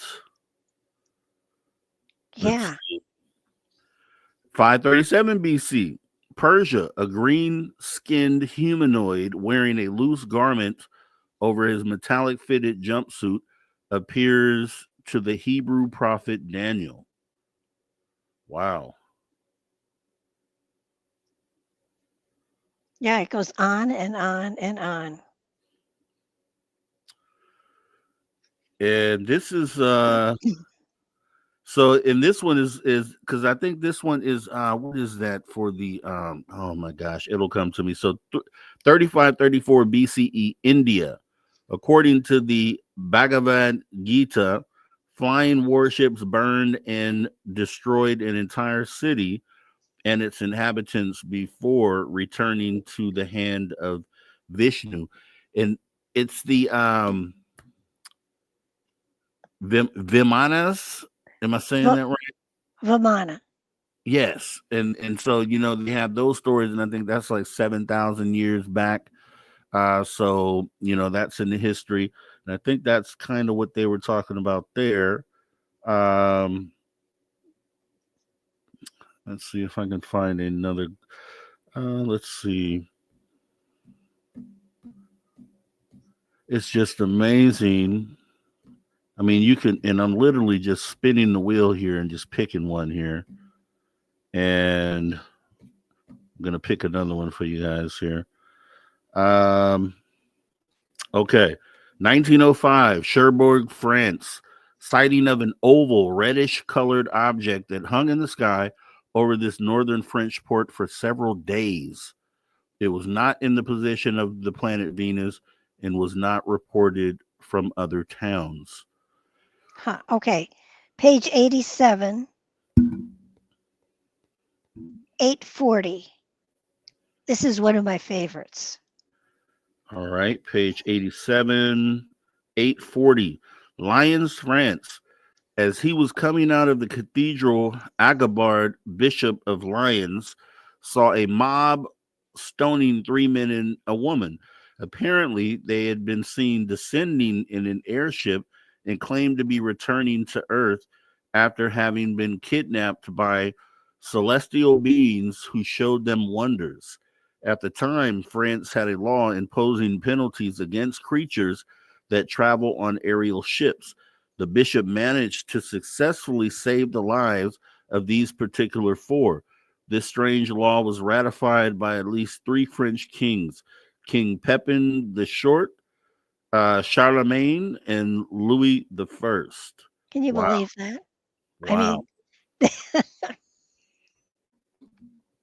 That is insane. That is insane.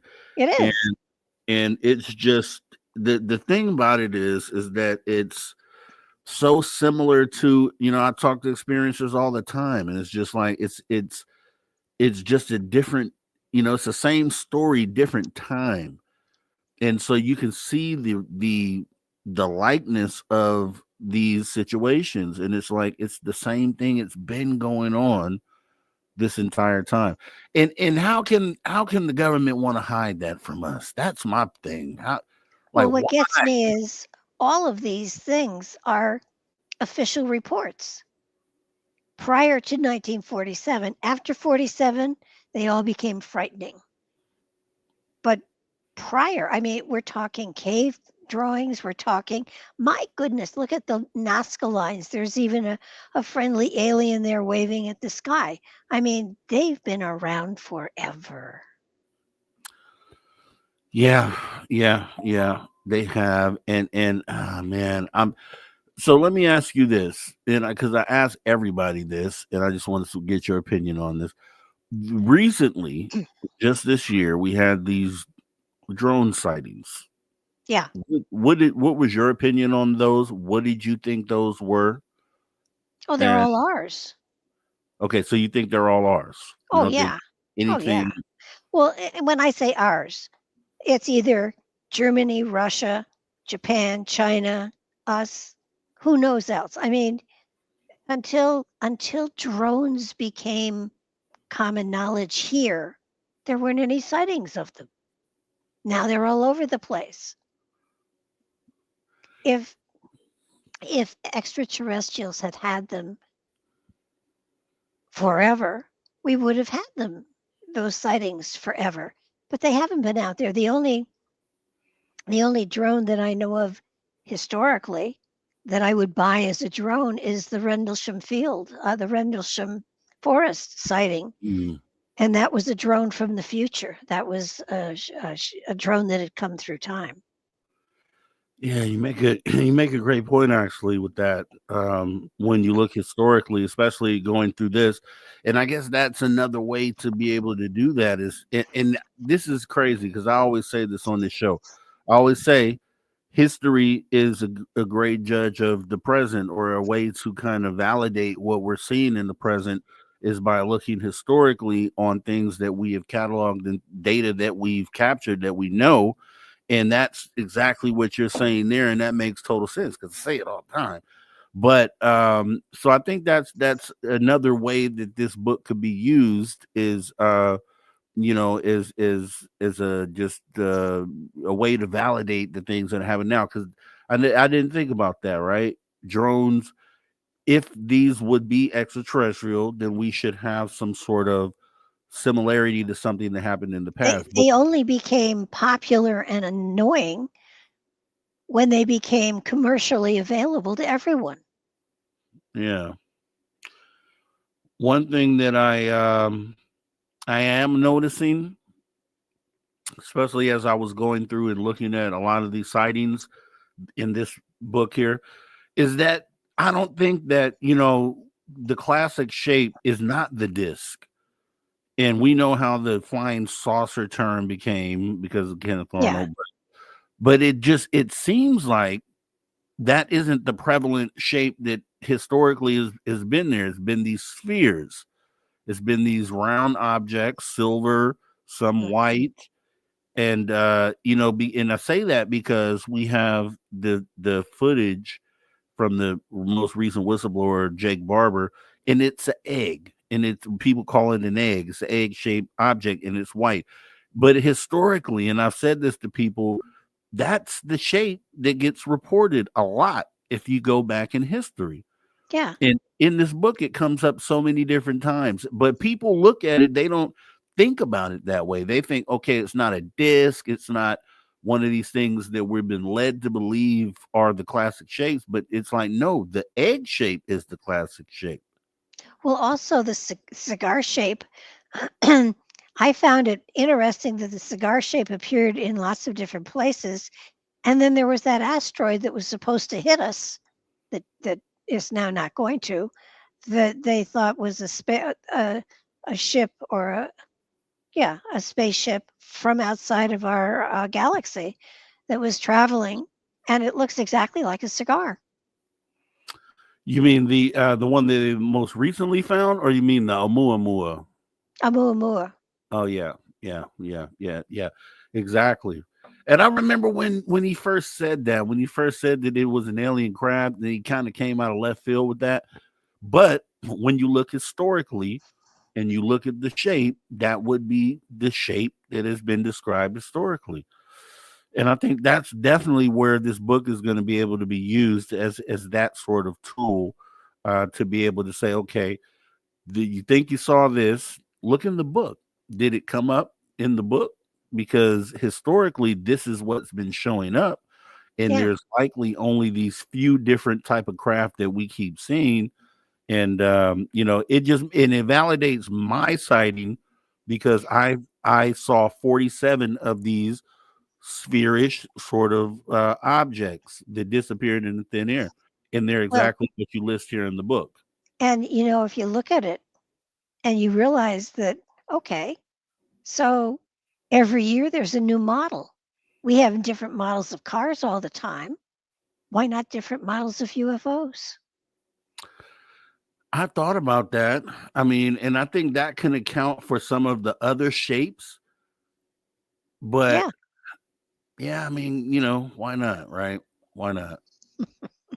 Why not? I guess it makes sense. Let me make sure because I'll end up talking till it's time to go. Zen Zapper wants to know if aliens want nothing to do with this, why so many abductions slash UFO sightings? If you have any opinion on this question. I do. I feel, and my thought, my theory does not apply to Betty and Barney Hill, because I think that was an abduction. But I think 85% of abductions have been brought out through hypnosis, which is very suggestive. And I'm not sure I buy they were actually abducted. I know there are people that have objects that have been implanted in their skin and stuff like that. And I will say that most probably in some cases was an actual abduction, but what's been planted in them is so insignificant that it doesn't make any sense. I think that Hollywood has done us a disservice, and I think a lot of the abductions that have been called abductions are not abductions. They're missed time. They're psychologically imposed. They're holographically um, suggested, and people who are very suggestible can be told, that they were abducted, and they'll believe it and they'll go with it. And the more you say something, the more you convince yourself it's real, even if it's not. I'm not saying they're lying. I'm saying that something has been suggested to them and they want to believe it so much they actually do. It's good to have an outlook like that, right? Because we talk about that too. I mean, you should, be very critical of the information, process it, vet it, and form your opinion. And to go along with that, someone had posted, Roger Murray, Barbara, what is your opinion on the Travis Walton abduction specifically? Oh, I believe he was abducted. I Okay. believe oh, come on. He and all of his friends passed lie detector tests. He was emaciated when they found him after he was returned. I do believe that was a verifiable abduction. You look at the Billy Meyer material too. I think that there's great validity in Billy Meyer's material. So I do believe there have been abductions, but I would say 75, 80% of them are implanted memories that have been implanted into people rather than the reality of what they experienced. Okay. And our government has from time to time abducted people and convinced them that they were aliens. I keep hearing that. I'm not fully there with that. I mean, I know there's so many different cases and stories of that, but I always ask the question like, for what? Like, why? Why to would? make us fearful. Okay. Okay. Fear Okay. sells. Fear sells. Okay. Lulu Bell is asking, could UFOs possibly be demons? Um, I don't believe in demons. Okay. So no. I think that as humans, we have powerful brains, and we can holographically produce anything we want to if we believe enough, and we know how to use the power that we have within us. I don't believe in demons. Okay. I'd have to see one to believe it. Yeah, that's fair. Fair enough. Woo Riders DG is asking your thoughts on secret space program. Well, there is a secret space program. There's no doubt about it. And I do believe that our Space Corps was created to be able to ease the way into coming into um, connection and merging with the secret space program at some point in time. It stands a good chance of it within the next 10 or 12 years. Yeah, I'm with the secret space program too. It's just too many things we launch off this planet, and they always say, "Oh, they tested a missile. They were testing this." I'm like, I don't know what was actually on that rocket If that you sent out into orbit. if you look at it and think logically, if a species is evolved enough to go through portals, they wouldn't go into a tin can and fly for years out in space with canned goods. They just wouldn't do it. so that what we're looking at is interdimensional travel, which takes a breath. So I don't believe at all in what we have been fed or what science fiction has presented us with. I think that we are being led down a pathway that is all lies. At some point, the truth will come out. Yeah. I mean, I think that makes a lot of sense. We think of travel as getting in a vehicle, going from this point to that point, Yeah. and the travel that it takes to get there. When you could potentially zap into in wormholes and things, just things that we haven't really uncovered yet as far as methods of travel. So I'm with you there. And we have one more here, which is Roger Murray. He's actually referring to a date, Barbara DeLong, Great UFO War of 1566, Italy. And guess what? I think I found it right here, so we'll go ahead and read it. Okay. I do have 1566, Basel, Switzerland. Many black spheres were seen moving through the sky at great speed at around sunrise. August 7th is close to the peak of perhaps the largest meteor shower of the year, the Perseid, which can be very spectacular. It is tempting to try to link the Basel phenomenon with meteors, but is unlikely that even the Perseid, and I know I'm saying that wrong, would produce enough rocks large enough to be seen as dark objects. Furthermore, large meteorites are generally observed as balls of fire rather than dark objects due to the heat generated upon entering the atmosphere. So that's for you, Roger Murray. You threw out. He's our historian. He always has knowledge for us here, and so that date corresponded to that entry that I just read for you, Roger Murray. That one's for you. If you want to know about anything else, you guys got to go get the book. I recommend that you do it, and you do it soon, and you got to put it in your collection for sure. And we have about a minute. We have about 2 minutes left, and I want to make sure that everybody knows where to find you. I'm at barbaradelong.com. And on my website, there's a link to the YouTube channel, which is also Barbara DeLong. And it's a teaching website. It's a spiritual website. And while we haven't hit the spiritual stuff, that's my playground.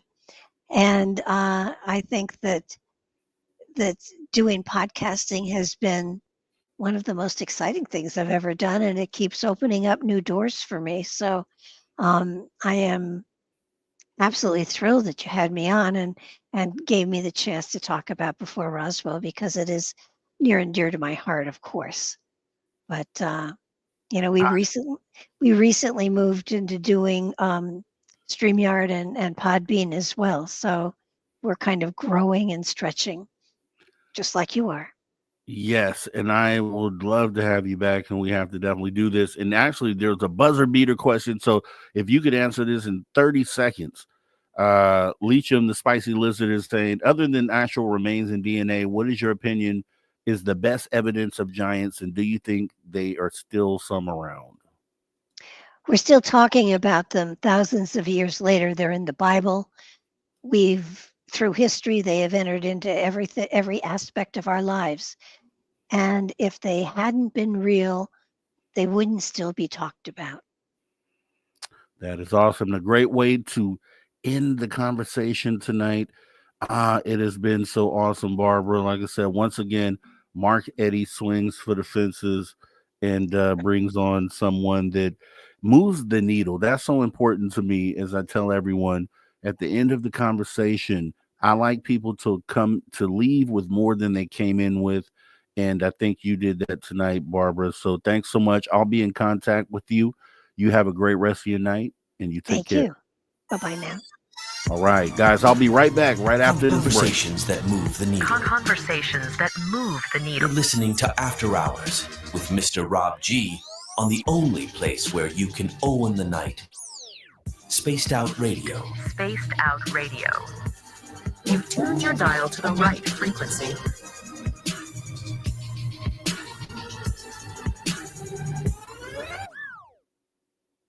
right, clear, fantastic guest, guys. I'll be back right after this break with hour 3. Don't go anywhere. It's going to be action packed. See you soon.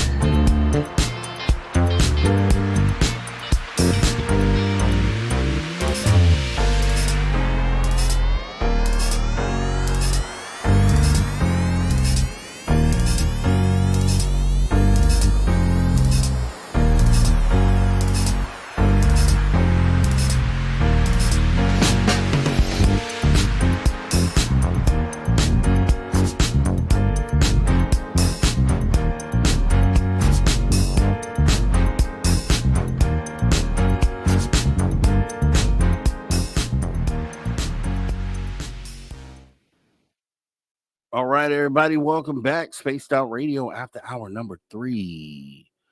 Me, your host, Mr. Rob G. We're coming back for radio here in about 5 seconds. Let's go.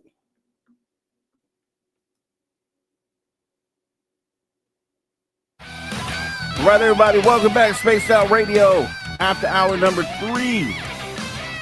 We just had a great guest, Barbara DeLong. Oh my gosh, guys, if you missed any of the conversation, jump in archive, youtube.com/Spaced Out Radio.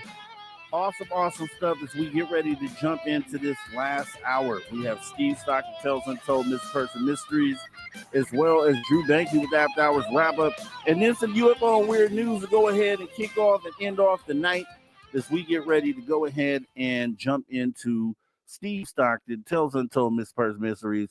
And like we say, every single show is just awesome to have Steve be a part of this show. And we are going to jump right on into it right now. And here we go.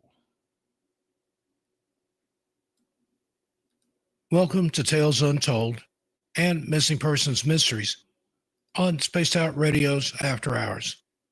My name is Steve Stockton, and I'm here to take you on a journey of mysteries, legends, and true stories. Come, join me on this strange adventure of Tales Untold and Missing Person Mysteries. Conrad Whitlock. Conrad Whitlock was 72 years old at the time of his disappearance on July 28, 2019. He vanished under mysterious circumstances after telling his wife that night at around 8:30 in the evening, right before he retired for the night and went to bed, that he wouldn't see her in the morning because he had to go and get some tests done early. Conrad had recently been suffering from headaches and was presumably going to get it checked out. Just before 3 a.m. on the 29th, the E-tag on Conrad's BMW was detected on the Marunda Highway on the way to Victoria's High Country. 3 hours later, he drove through the entrance gate at the Mount Buller Resort, which was witnessed by several other motorists who all claimed to have seen Conrad himself behind the wheel.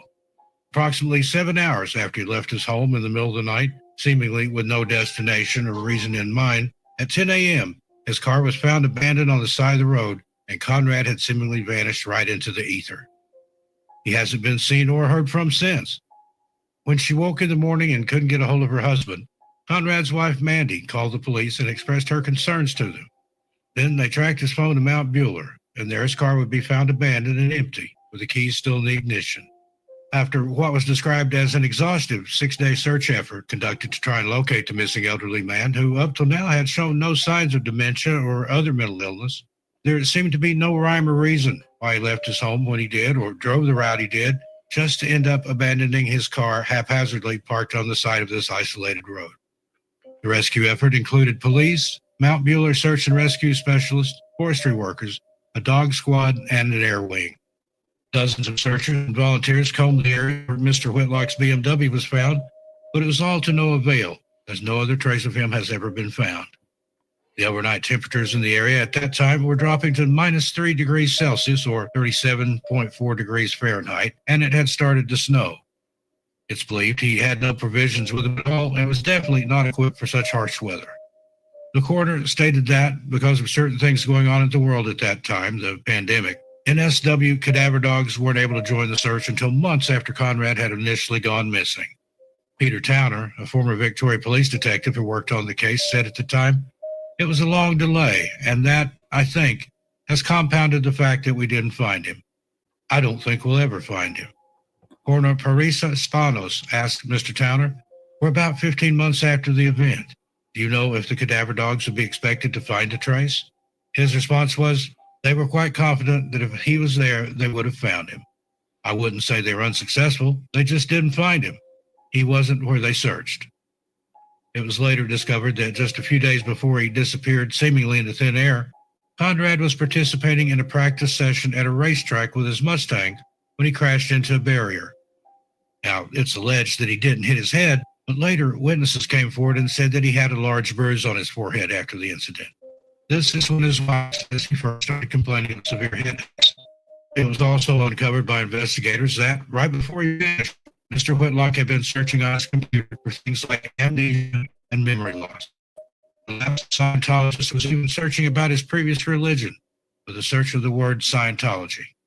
Mr. Tober believes Conrad's head injuries could be the cause of his disappearance and believes he could have become confused and disoriented when he woke up around 3 a.m. and decided to get into his car for whatever reason and go for a drive. He stated, "My personal opinion is the bang on his head manifested in his mind that he had an underlying serious brain embolism or something like that." Conrad was also recently prescribed what was referred to as a powerful painkiller, which was never found and was presumably on his person when he went missing. The investigators say that all this combined with high altitudes, freezing cold temperatures, and the fact that he hadn't eaten would definitely account for why he most likely succumbed to the elements. Mr. Towner, who now works for the Victoria Police but in the capacity as a public servant since retiring, also stated you could simply slide under a log, under a fern, and you could literally walk straight over top of him and not know there was a body there. He also states he became drowsy and disoriented, and I simply believe he wandered off from that car and met his demise, whether he's just slipped and fallen. Without any other evidence, I have to believe that he's there somewhere. Next up, Niels Becker. 39-year-old Niels Becker, who was described by those who knew him best as strong, fit, and resilient, prepared for months to embark on a 5-day solo hike in the Alpine National Park. On October 24, 2019, Niels left Upper Jameson Hut to start his journey. It seems as though Niels was right on course to complete his 5-day hike, as on October 26th, he messaged some family members from Vallejo Gatner Hut to tell them he was heading to Mount Sterling and then heading back to his vehicle on the 29th as planned. He never made it back, though, and that's where the mystery begins. Niels was reported as missing after his family hadn't heard from him in 2 weeks, as they had possibly thought he simply needed more time. Being as he was usually very independent and an avid outdoorsman, especially when it came to hiking, they weren't at first concerned. Once the report was made, though, a group of about 70 volunteers, including the police, a dog squad, air wing, bush search and rescue, state emergency service, and the Department of Environment, searched for him around the clock, looking for Niels in, near, and around the location where he said he would have been hiking, which was Victoria's northeast. They searched the entire week until the weekend, when the search was scaled back significantly, mainly due to the temperatures in the bush at night. Senior Sergeant Damian Keegan said authorities were still appealing to the public for information. Like with any of those searches, we always strive to return loved ones back to their family, he says. We'll continue on with that view, and then at some stage we'll be able to find Niels and be able to give some closure to the family. Senior Sergeant Keegan said the police had a few theories as to what could have possibly happened to Niels Becker. The theories mainly dealt with the freezing cold overnight temperatures and the fact that Niels could have walked out of the search area and succumbed to hypothermia and therefore never been found. This is very likely because nobody was sure which route he was taking to get back to his car. Niels' parents, Johanna and Piers Becker, said their son had meticulously planned the hike for an entire 6 months before heading out and chose the dates he did because he wanted to spend his 39th birthday walking in Victoria's high country. They said he'd been training by walking around Melbourne carrying a rucksack. They also talked about Niels having a high affinity for the high country and how he'd hiked it many times before with no issues or concerns. This was to be the longest hike he'd ever gone on alone, though. Niels loved writing and performing Christian music and lived at home with his parents. Last week, I was so optimistic, and my daughter said he'll come out with an epic story. But I think after Tuesday and yesterday, well, we're not so optimistic, Johanna Becker said. His father, Pierre, stated, he's a bit of an independent person. He writes a lot of poetry. A lot of the writing is about the high country around Mount Bueller. Niels' parents asked for anyone with any information to please come forward to the police, especially if they remember having had contact with a solo hiker in that specific or surrounding area. Next up is Warren Meyer. On the morning of March 23, 2008, 57-year-old Warren Meyer left his home to go for a simple hike to enjoy the new spring air. While no one is sure exactly which hike in the Yarra Ranges this very experienced hiker chose to take, there were only 2, with each one able to be completed in about 4 hours or so. Warren's wife kissed him and waved goodbye, expecting him to return in a little more than a 4-hour time frame. He had plans with his wife and some of their friends to meet for lunch that same day, and Warren was a reliable man who wasn't often late, especially without calling. This time was different, though, and when her husband was a no-call, no-show that day for the lunch engagement, she immediately knew something was wrong. Later in that afternoon, Warren's vehicle was found in the Dom Dom Saddle parking area. It seems as though this is where he parked it when he left for his hike that day. Warren Meyer ran a successful civil engineering consultancy business in Elwood, Melbourne, Victoria, Australia, and had no reason whatsoever to have disappeared of his own accord. He was happily married, and he and his wife had 2 children who they adored. He never got to meet his 2 grandchildren, as they were born after he had vanished. His wife believes he would be really enjoying his retirement right now and enjoying their life together had he not vanished off the face of the earth that fine spring day back in March of 2008. Warren's parents passed away, never having received any answers as to what happened to him. He simply walked into the woods for a hike one day and was never seen or heard from again, like so many of the missing people we talk about on this channel. After waiting years to finally have a ruling on how the case was handled and what avenues were taken to ascertain what could have happened to her husband, Ms. Myers received, unsurprisingly, according to her own words, a very unsatisfactory explanation. The inquest determined Warren's date of death was unidentified, his manner of death undetermined, and the place of death unknown. Unbelievable. There are many other factors and concerns the family have about how this case was handled, but to get into the minutiae of each and everything believed by the family to have been mishandled in Warren's disappearance might take away from one simple fact. The fact at the heart of the matter itself. Warren Myers simply vanished, and there's no information whatsoever to even allude to where he may have gone and what might have happened to him. So, as all these hikers continue to vanish, rumor and speculation run rampant through the surrounding towns. Is there someone taking people? Feral humans? Are there cryptids, known or unknown, that are responsible? Is it all or none of the above? Something else entirely? We might never know the answers, as the mountains and forests hold their secrets close. All we can do is continue to search, never giving up in our quest for finding the answers and perhaps bringing some peace of mind and possibly closure to the families of the victims. Once again, Steve Stockton tells Untold Mr. Person Mystery. So glad to have him as part of the show here at Space Out Radio on the After Hours Radio Show, guys. We're going to go ahead and jump right on into it with Drew Banky and the After Hours wrap up. Let's go. You're an irredeemable monster! Come here, I'm going to eat you. Get in my belly. Kick him in the north! Kick him north! Do it! Monster's gone north. You're a monster!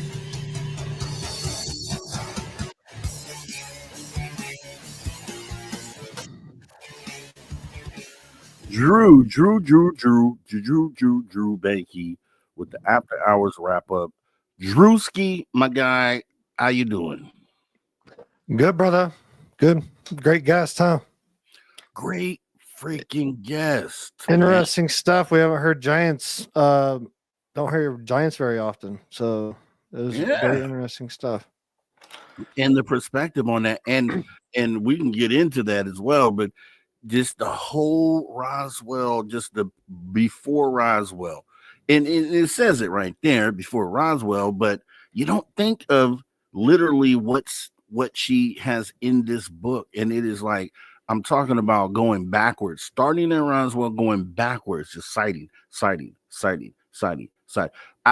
When I was reading it, I was probably at 20 sightings, and I was still in 1947.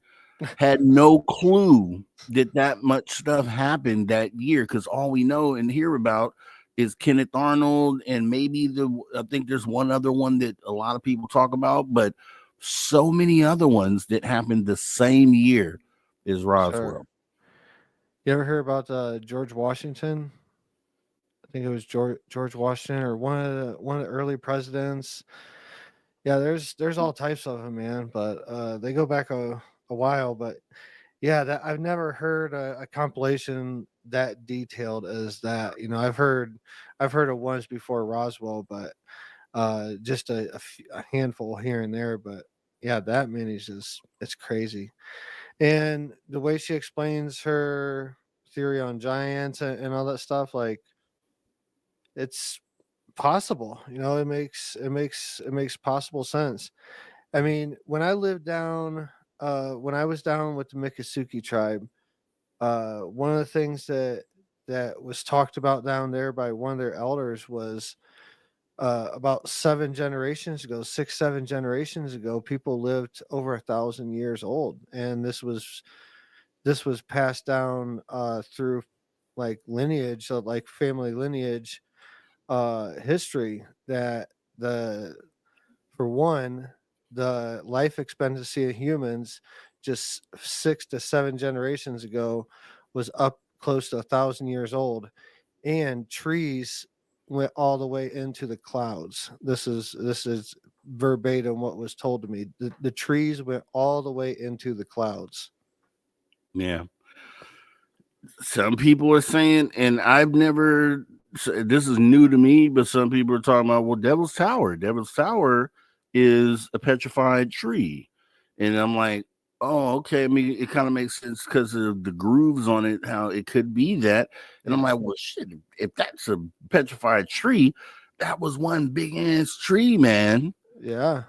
You know, You got to think redwoods, that oh yeah, maybe redwoods were one of the smaller trees, back in the day, and we're seeing the end of the redwoods, like, I don't know, they're becoming extinct. They're hard to grow. They don't grow very fast. But so the big ones that are here, that you see pictures of them all the time, just from like the 20s, the 1910, 1920, 1930s, when they were harvesting them. There were huge ones, like, now they got ones that you can drive like a car through, but back in the day they were 4 or 5 times that, just the pictures. So you keep dating back more and more and more and more. We're just talking about 100 years. 100 years ago, there were trees that people couldn't even imagine the size of them. So you go back 1,000 years, 10,000 years, 1,000,000 years. Like, what's the there was dinosaurs. all right. Walking this planet. Was the trees the same size? No. Like, I think the trees were probably congruent to the size of a dinosaur, and some of the dinosaurs we know from the fossils that we've recovered were huge. But Brontosaurus was what, 80, 90 feet tall from ground to the top of his nose. The long neck one, whatever it was called. But the point is, like, we're only seeing a small window of like creation. So we tend to base fact and everything around of like what we're seeing now, when we're not taking into account evolution of everything else. Everything else is evolving too, not just us. Yeah, you're absolutely right. And that's what I was saying to Barbara, because you had 60-foot lizards walking the planet, and then now you have miniature lizards walking the planet. Right. And so it could have scaled for humans as well. And just like you talk about, it makes more sense that, in a world where you have 60-foot lizards, that the trees were probably bigger, to scale with them as well. So yeah, that makes a lot of sense. And the other part of that was you just on the giant part, because the giants, like I was saying, it just, if you haven't really looked into it, you just are going off of what you hear in pop culture, what you've seen on TV, then you have a particular idea of what they want you to think a giant is. And it's this big, ogre sort of thing that maybe has an eye or two eyes, and carrying around a club or something like that. But really, in actuality, it's just a big human. It's just a big human. And we know we have big humans walking around right now, and they play in the NBA, and some of them play in the NFL. And these are just abnormally large humans. And that's why I was saying to her, like, you can walk around, as far as trying to give a reason why we're not finding these skeletons of these giants, prehistoric or giants. And it makes sense because you don't really see 6'8" people walking around every single day. They're here, and there's a lot of them, but you don't really see them. You know what I mean? And that would make sense why we probably aren't just finding giant bodies everywhere, right? Yeah, yeah. I mean, there's I got a friend in Florida. His nickname is Tree. His real name is Matthew. But he's 7'3" and his nickname is Tree. So, and I've actually helped him. Because he's identified as that. When he goes out, like everyone always want to take a picture with him. Always how's the weather up there, stuff like that. So it's like uh he stands out in the crowd, and the way I explain it to him, like, lean into it and turn it into a blessing, instead of letting it be, something that brings you down. But um yeah, it's interesting that he has this gift, this unique gift of being really tall, and it's just it's turned into this thing for him. But there's, you know standing, I'm 6 foot, and standing next to him, I look very, I look short standing next to him. And I'm not normally the short person in the room. It's interesting to see pictures of us side to side. But there's a long history that we don't know about. I do agree with what the guest was talking about, that talk you guys were discussing the theory of humanity living a lot longer than we have. I think that's true. I think we're only just starting to see the beginning of it. What Barbara was talking about also with Bigfoot being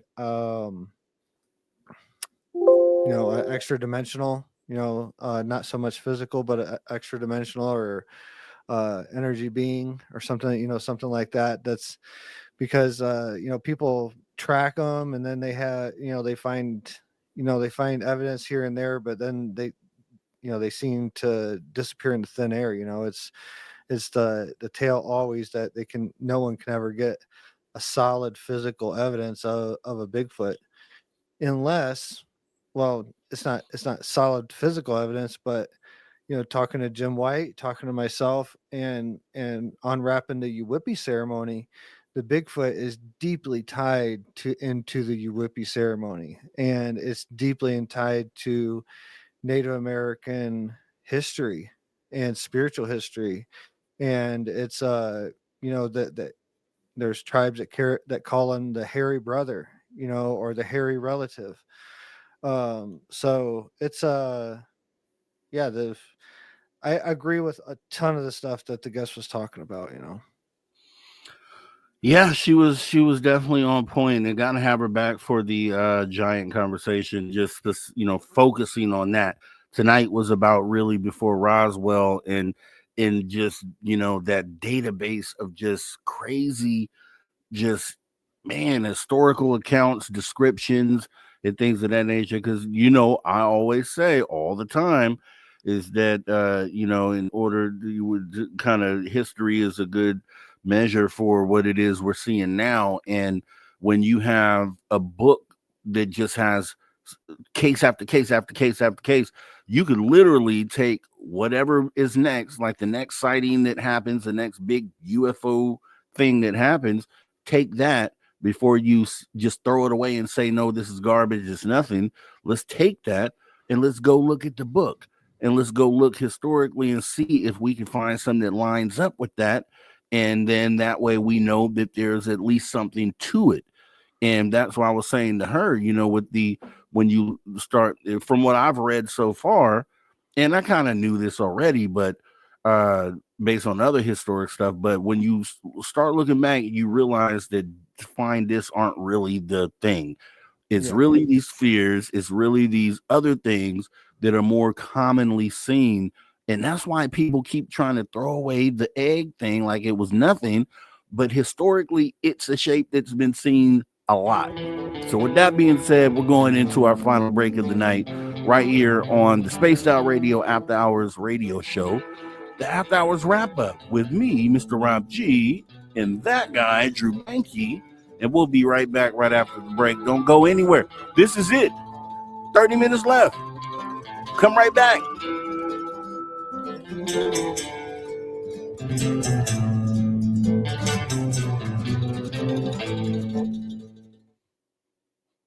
All right, clear. And I brought this up. Did you have some? Huh? Kapow. Kapow? Boom, pow, ping, Boom, boom. kapow. Bing, bop, boom. I brought this up because I wanted to, and maybe I guess I can I'll save the story until. That's just one thing I wanted to say when I was listening to the guest. So I did a podcast last night, interview, and we were one of the things we were talking about was grounding, and how older civilizations we can't really know what they were experiencing at that time because they were living in a totally different environment.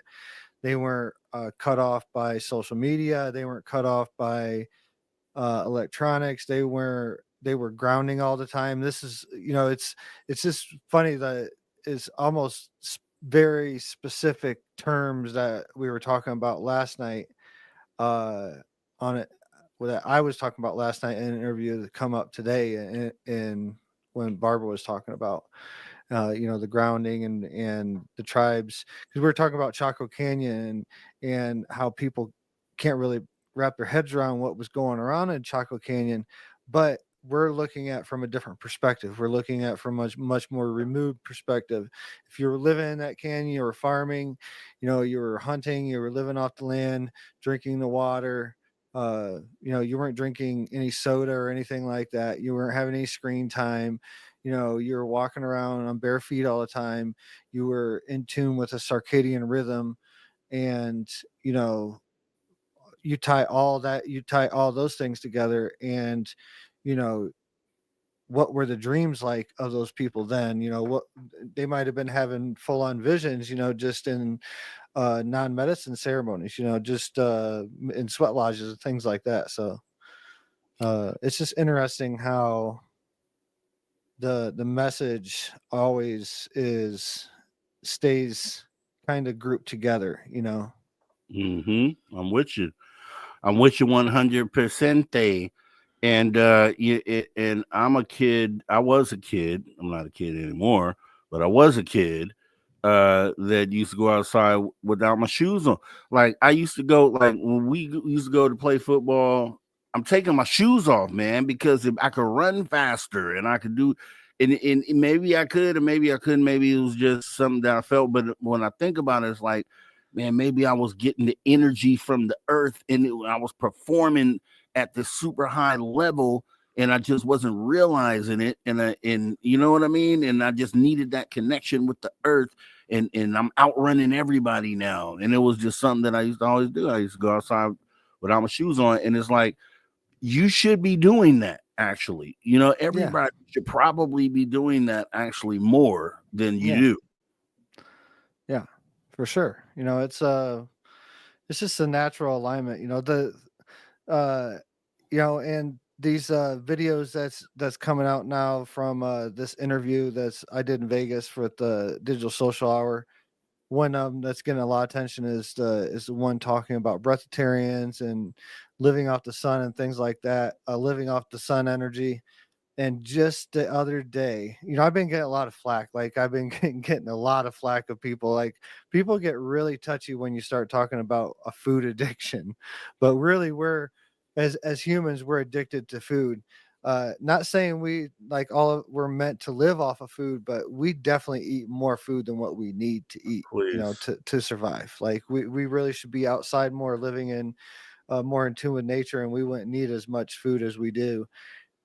Also, like we overeat. Like that's especially in the West. Like, I'm overweight. I'm probably 20, 30 pounds overweight, and the scale goes out. With the masses of just being addicted to that taste. Of something tasting good, and you eat too much of it. We do it all the time. We all do it. So, Please. but a post come out, and it was talking about a study had just come out, and it was talking about how um, another study. I spoke about a study I think last weekend about a study come out, and it was talking about organs that need sunlight 20 to seconds. operate properly. But another one come out, and it even goes further into it that there's links that we actually might be able to gain energy from being out in the sun and in nature. Yeah, plants get it, and yeah, it makes a lot of sense. I feel energized. My dogs go in the sun when they're ready to go outside and play. Yeah. As we have 10 seconds left, I want to thank Simply Cocoa for your support of Space Out Radio tonight. If this is your first time here, we do this on the weekend, Saturday and Sunday, 8 p.m. Pacific to 11 p.m. Here we go. All right, everybody, welcome back. Spaced Out Radio, the After Hours Radio Show. After hour number 3, the last half hour of the show already is crazy.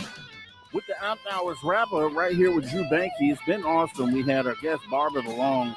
Awesome hours 1 and 2. If you missed it, hop in the archive, youtube.com/Spaced Out Radio. As we jump right back into the wrap-up, before we get into some UFO and weird news in a moment here, we're going to go ahead and talk giants real quick here. And for the radio audience, I have on the screen a picture of the Guinness Book World Records tallest man ever that we know of in current time. And it's not really that current, actually. This guy was, his name is Robert Pershing Wadlow, the tallest man ever. He was 22 years old. He passed away when he was 22 years old in 1940. So going back, what is that? 1918 is when he was born. This guy was 8'11". 8'11", which is insane, insanely tall. And this would be what you would consider a giant. So for the radio audience, if you just go look up, Google Robert Wadlow, Wadlow, you will see the tallest man ever. Let me go ahead and read this the story here. The doctors say this is a tragic death, unfortunately, of Robert Wadlow, the tallest man ever. The doctors say I won't get home for the celebrations. Robert Pershing Wadlow, the tallest man ever, spoke his last words a few hours before passing away in his sleep at 1:30 in the morning on the 15th of July, 1940. He was just 22 years old. Robert Wadlow died due to a septic blister on his right ankle caused by a poorly fitted iron brace. And that's a shame. That's just so far back where we didn't know how to, cure or remedy everything, which he wore to support his legs. He measured 8'11.1" or 2.72 meters for metric people, and weighed 439 pounds or 199 kilograms for you Canadians and in UK people at the time of his death. But how did something so small as a blister cause Wadlow's untimely death? It helps to know that Robert Wadlow possessed the largest feet ever. He wore U.S. size 37 AA shoes, which in the UK is size 36, and in the EU is size 75, equivalent to 18.5 inches long. Unfortunately, due to his extreme height and weight, he was plagued by foot injuries throughout his life. He required medical attention at Barnes Hospital in St. Louis, Missouri, several times, according to the newspaper transcribed by the Illinois Genealogy Trails. So, just shows that this guy would be considered a giant, and they're rare, but they're out there. They exist, and they're humans. They're just like you and me, no different than you and me, just really, really tall. Wow. Really, really tall. So you that goes to scale. You see how long that casket is. So that's got to be a huge casket. But look at the girls standing next to him. They're barely coming up to his hip. That is insane. The car behind him. Yeah. So giants are definitely a thing. I think they're just, obviously, like I was saying earlier, you can go outside for the next a month and you probably won't see anyone abnormally tall. You probably, 6'4", six, that's tall. But we have basketball players that are like 7 foot, 7'2". Like you're not gonna see a person that tall unless you go to a basketball game. So the likelihood of finding historical giants is probably going to be just as likely as it is for you to walk outside and see Shaquille O'Neal, somebody the height of Shaquille O'Neal. You know what I mean? Yeah. No, it's definitely different. When I'm in Florida, so my buddy lives in Florida. When I'm down there, and we if he goes somewhere and he rides with me, so I have a Tahoe and he sits in the passenger seat and his knees are like he looks uncomfortable like setting in the passenger seat of the Tahoe. It's all the way back, and reclined, and it's just it's just weird because you know pu- the most places that we live in are not designed for people, or are designed for people around 6'2", 6'3", or below. They're not really designed. If you look at door frames and stuff like that, he has to duck going through door frames and stuff like that Yeah. lots of times. So it's just yeah, it's just but we look at that as norm, and seeing a picture of this, like, so this was 19 he was born 1918. So let's go back to, there's stories of cowboys in the West finding giants that were living with tribes and things like that when they start settling the West. There's all types of folklore and stuff like that out there. So if you back up from 1918, like into the 1800s or the early 1800s and beyond, like that would be the time frame of 8 to 10 foot people. Like, Yeah. and I just wonder, they said this gentleman was like plagued with feet trouble, leg trouble, things like that. I just wonder if um, he wasn't if we weren't so domesticated. Like really we're domesticated animals. Like humans are highly and we domesticated ourselves, but we're domesticated animals, so I just wonder if he wasn't so domesticated, if he wasn't forced to wear shoes, walk on concrete, things like that.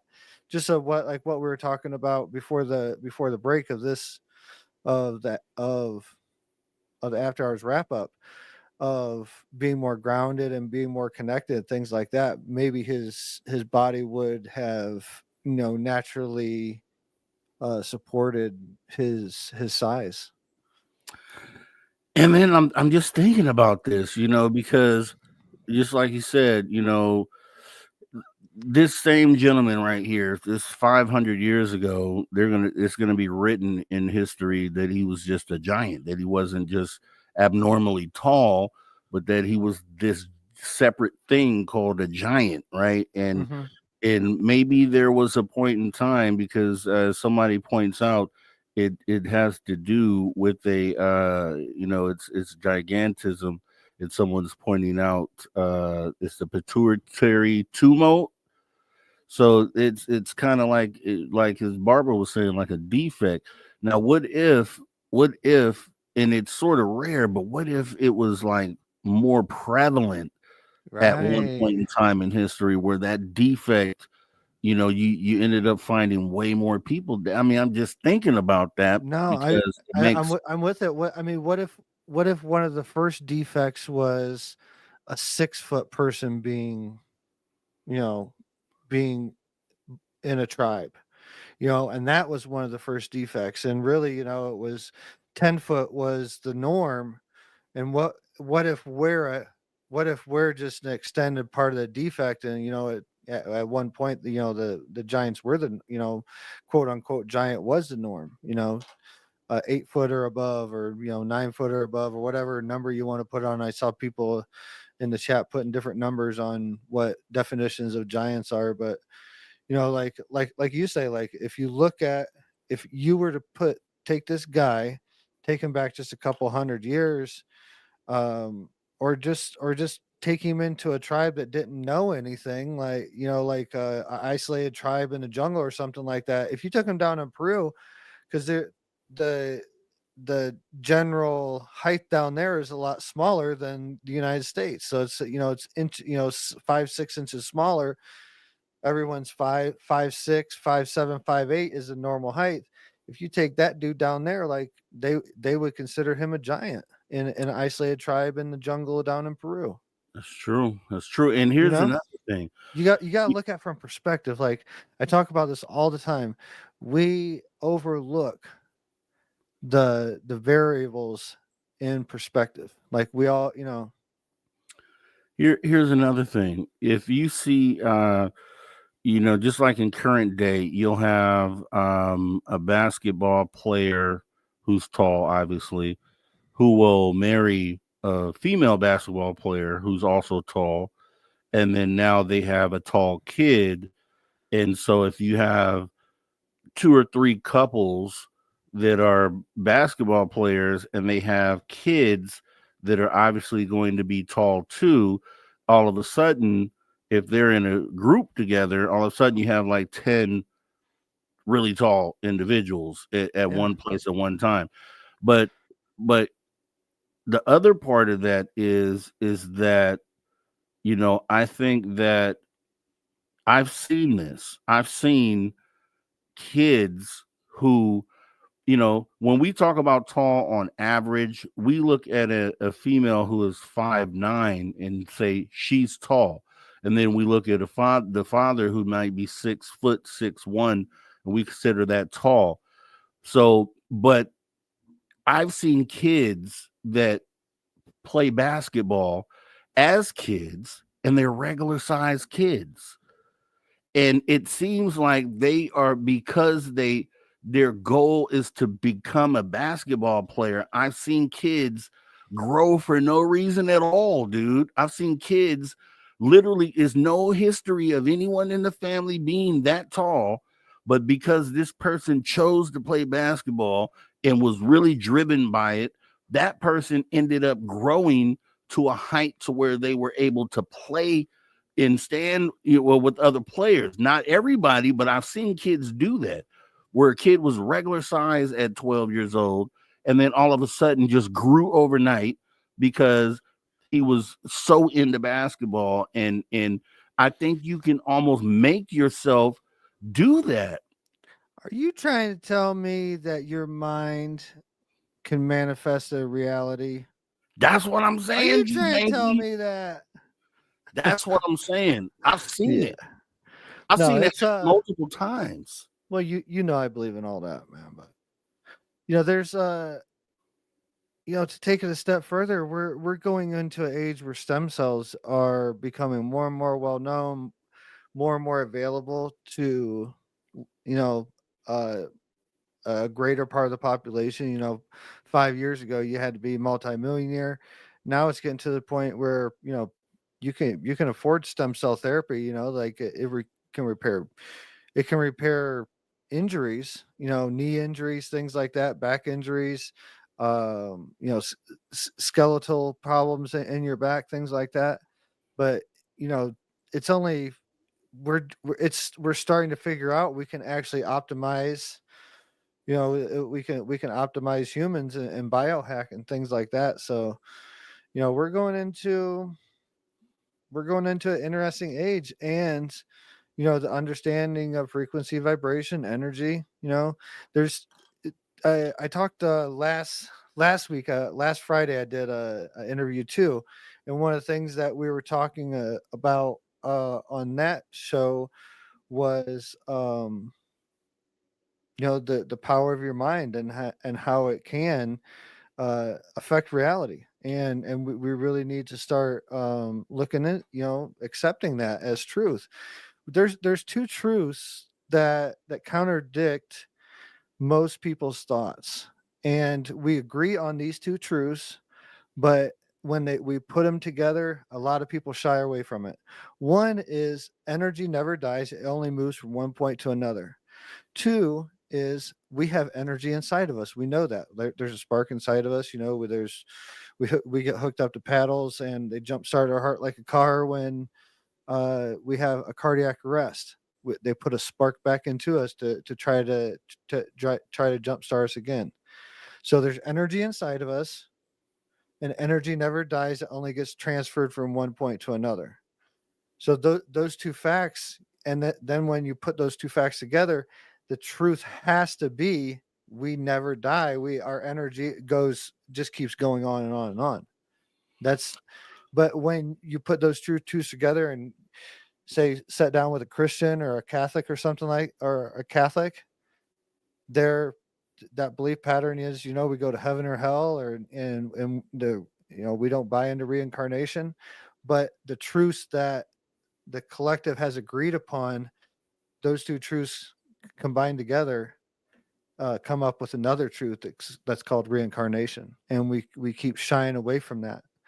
So we have to just look at, like, if we agree upon things, like, we have to put those together and think logically about it. And most of us, the masses, I'm not talking about the audience or anyone, probably anyone ever listened to this show, but I'm just saying, like, the masses, the collective, the mass collective, the people that listen to legacy media, NBC and Fox and all those guys, and the people that get their information from those news sources, they won't believe in reincarnation, but they will believe in those two truths. It's just crazy.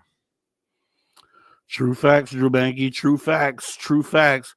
I'm about to go ahead and shut this thing down, man. We're going to do this again tomorrow. Awesome conversation with the After Hours wrap up. I do appreciate you, sir, as always. And we will be seeing you again tomorrow. Much love. Talk to you guys later. All right. Talk to you soon, buddy. Thanks. Later. Take care.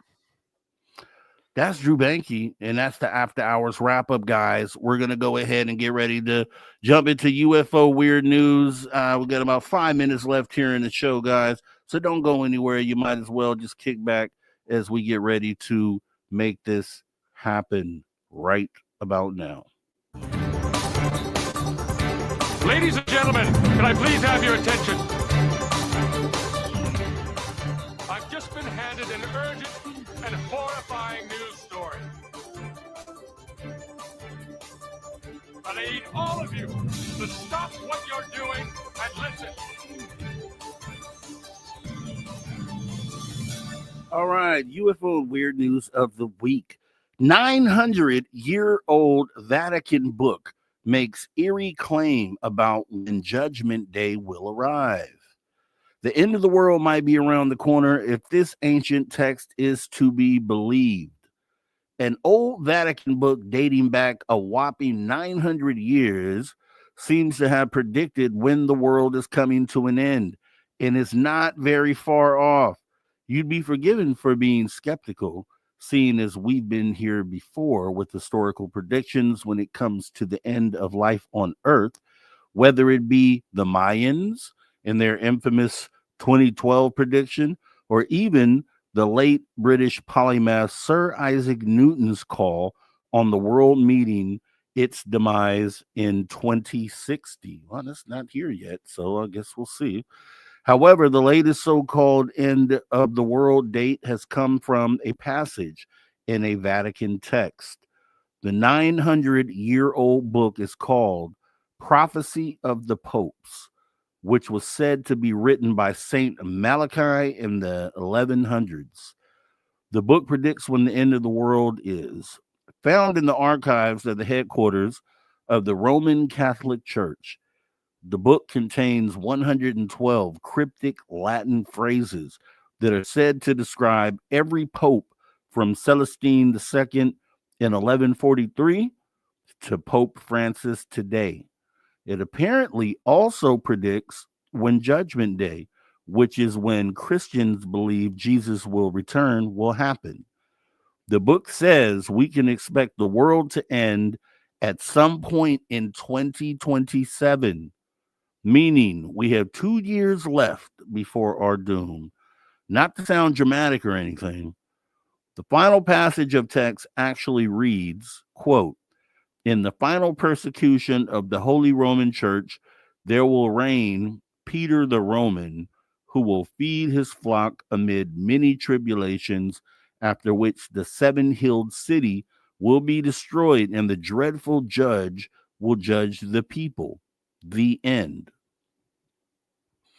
Not to put a spanner in the works, though, as the book itself has been written off by many scholars as a forgery of the saint's work that was really published in the 16th century by Benedictine monk Arnold Wyon. It was initially believed that Saint Malachi wrote the book after having a vision following a visit to Rome in 1139, but it's since been brought into dispute with claims it was really published in 1595. However, a number of the saint's alleged predictions have been taken seriously, such as a prediction stating that the 111th Pope would be called Gloria Olivae, meaning glory to the olive, while the 111th Pope was actually named Pope Benedict. The order of Saint Benedicts are known as the Olivetans, leading to some believing that the Pope from 2005 to 2013 was correctly predicted. It has apparently predicted other future events, with some believing that the line "De labor solis," meaning eclipse of the sun, predicted the arrival of Pope John Paul as the leader of the Catholic Church from 1978 to 2005. Pope John Paul was born during a solar eclipse back in the 1920s. So that's a little bit food for thought. Predicting the end of the world. I'm never on board with dates. I always hate dates. And we see dates come and go all the time, as they said in the predictions of the Mayans 2012. Remember, that was just only 13 years ago, where the world was supposed to end in the year 2012. I forgot what date it was supposed to be, but it came and it went. I think they made a movie about it or something like that. And that's about all we got.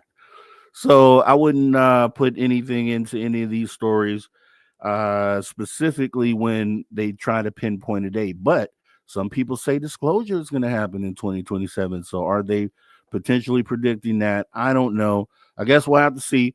But guess what? I want to thank my guest tonight, Barbara DeLong, for being so awesome and hanging out with us for hours 1 and 2. She was fantastic. I also want to thank Steve Stockton Tells Untold Mysteries and our guy, Drew Banky, with the After Hours wrap-up. Also want to thank the guy that you hear right there, Mr. Ron Bumblefoot Doll. He is the guy that rocks us out each and every weekend, teaches us to never say never again, because, yes, the phenomena is real. It's real, which means anything and everything is possible. So if you love the show tonight, if you showed your appreciation, hit the like button and also throw your horns up. Also want to thank our viewers and listeners from whenever and wherever in the world you may be listening or viewing from. Thank you for tuning your frequency to Spaced Out Radio, where we do what we do best. And what's that, you ask? We own the night. This show has been copyrighted Spaced Out Radio, SR Media Ventures Limited. It has been a pleasure once again serving you as your host. I am Mr. Rob G. This is the After Hours Radio Show.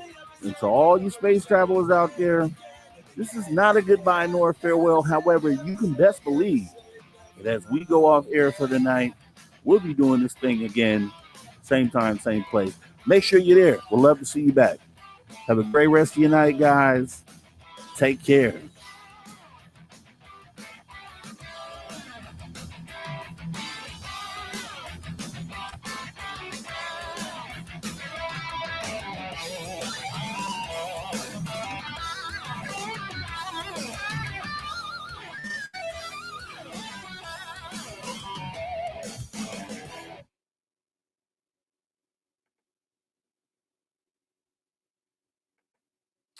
All right, we are crystal clear.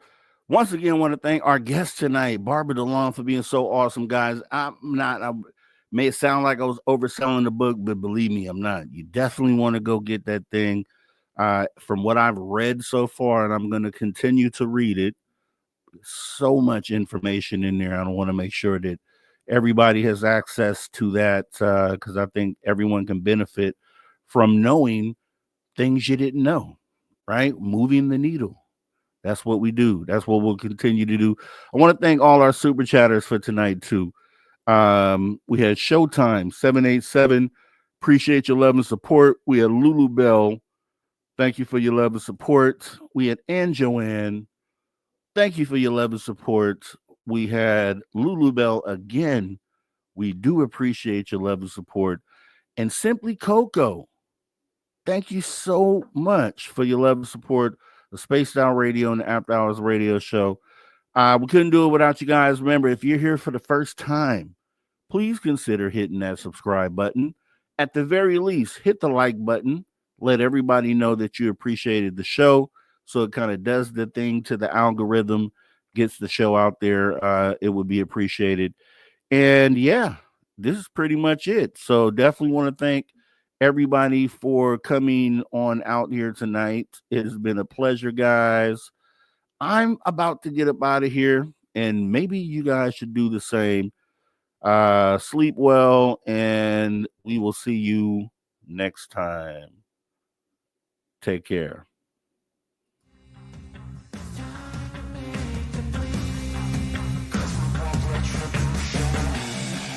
Cause we want retribution. Oh yeah, we want retribution. Oh yeah, we want retribution.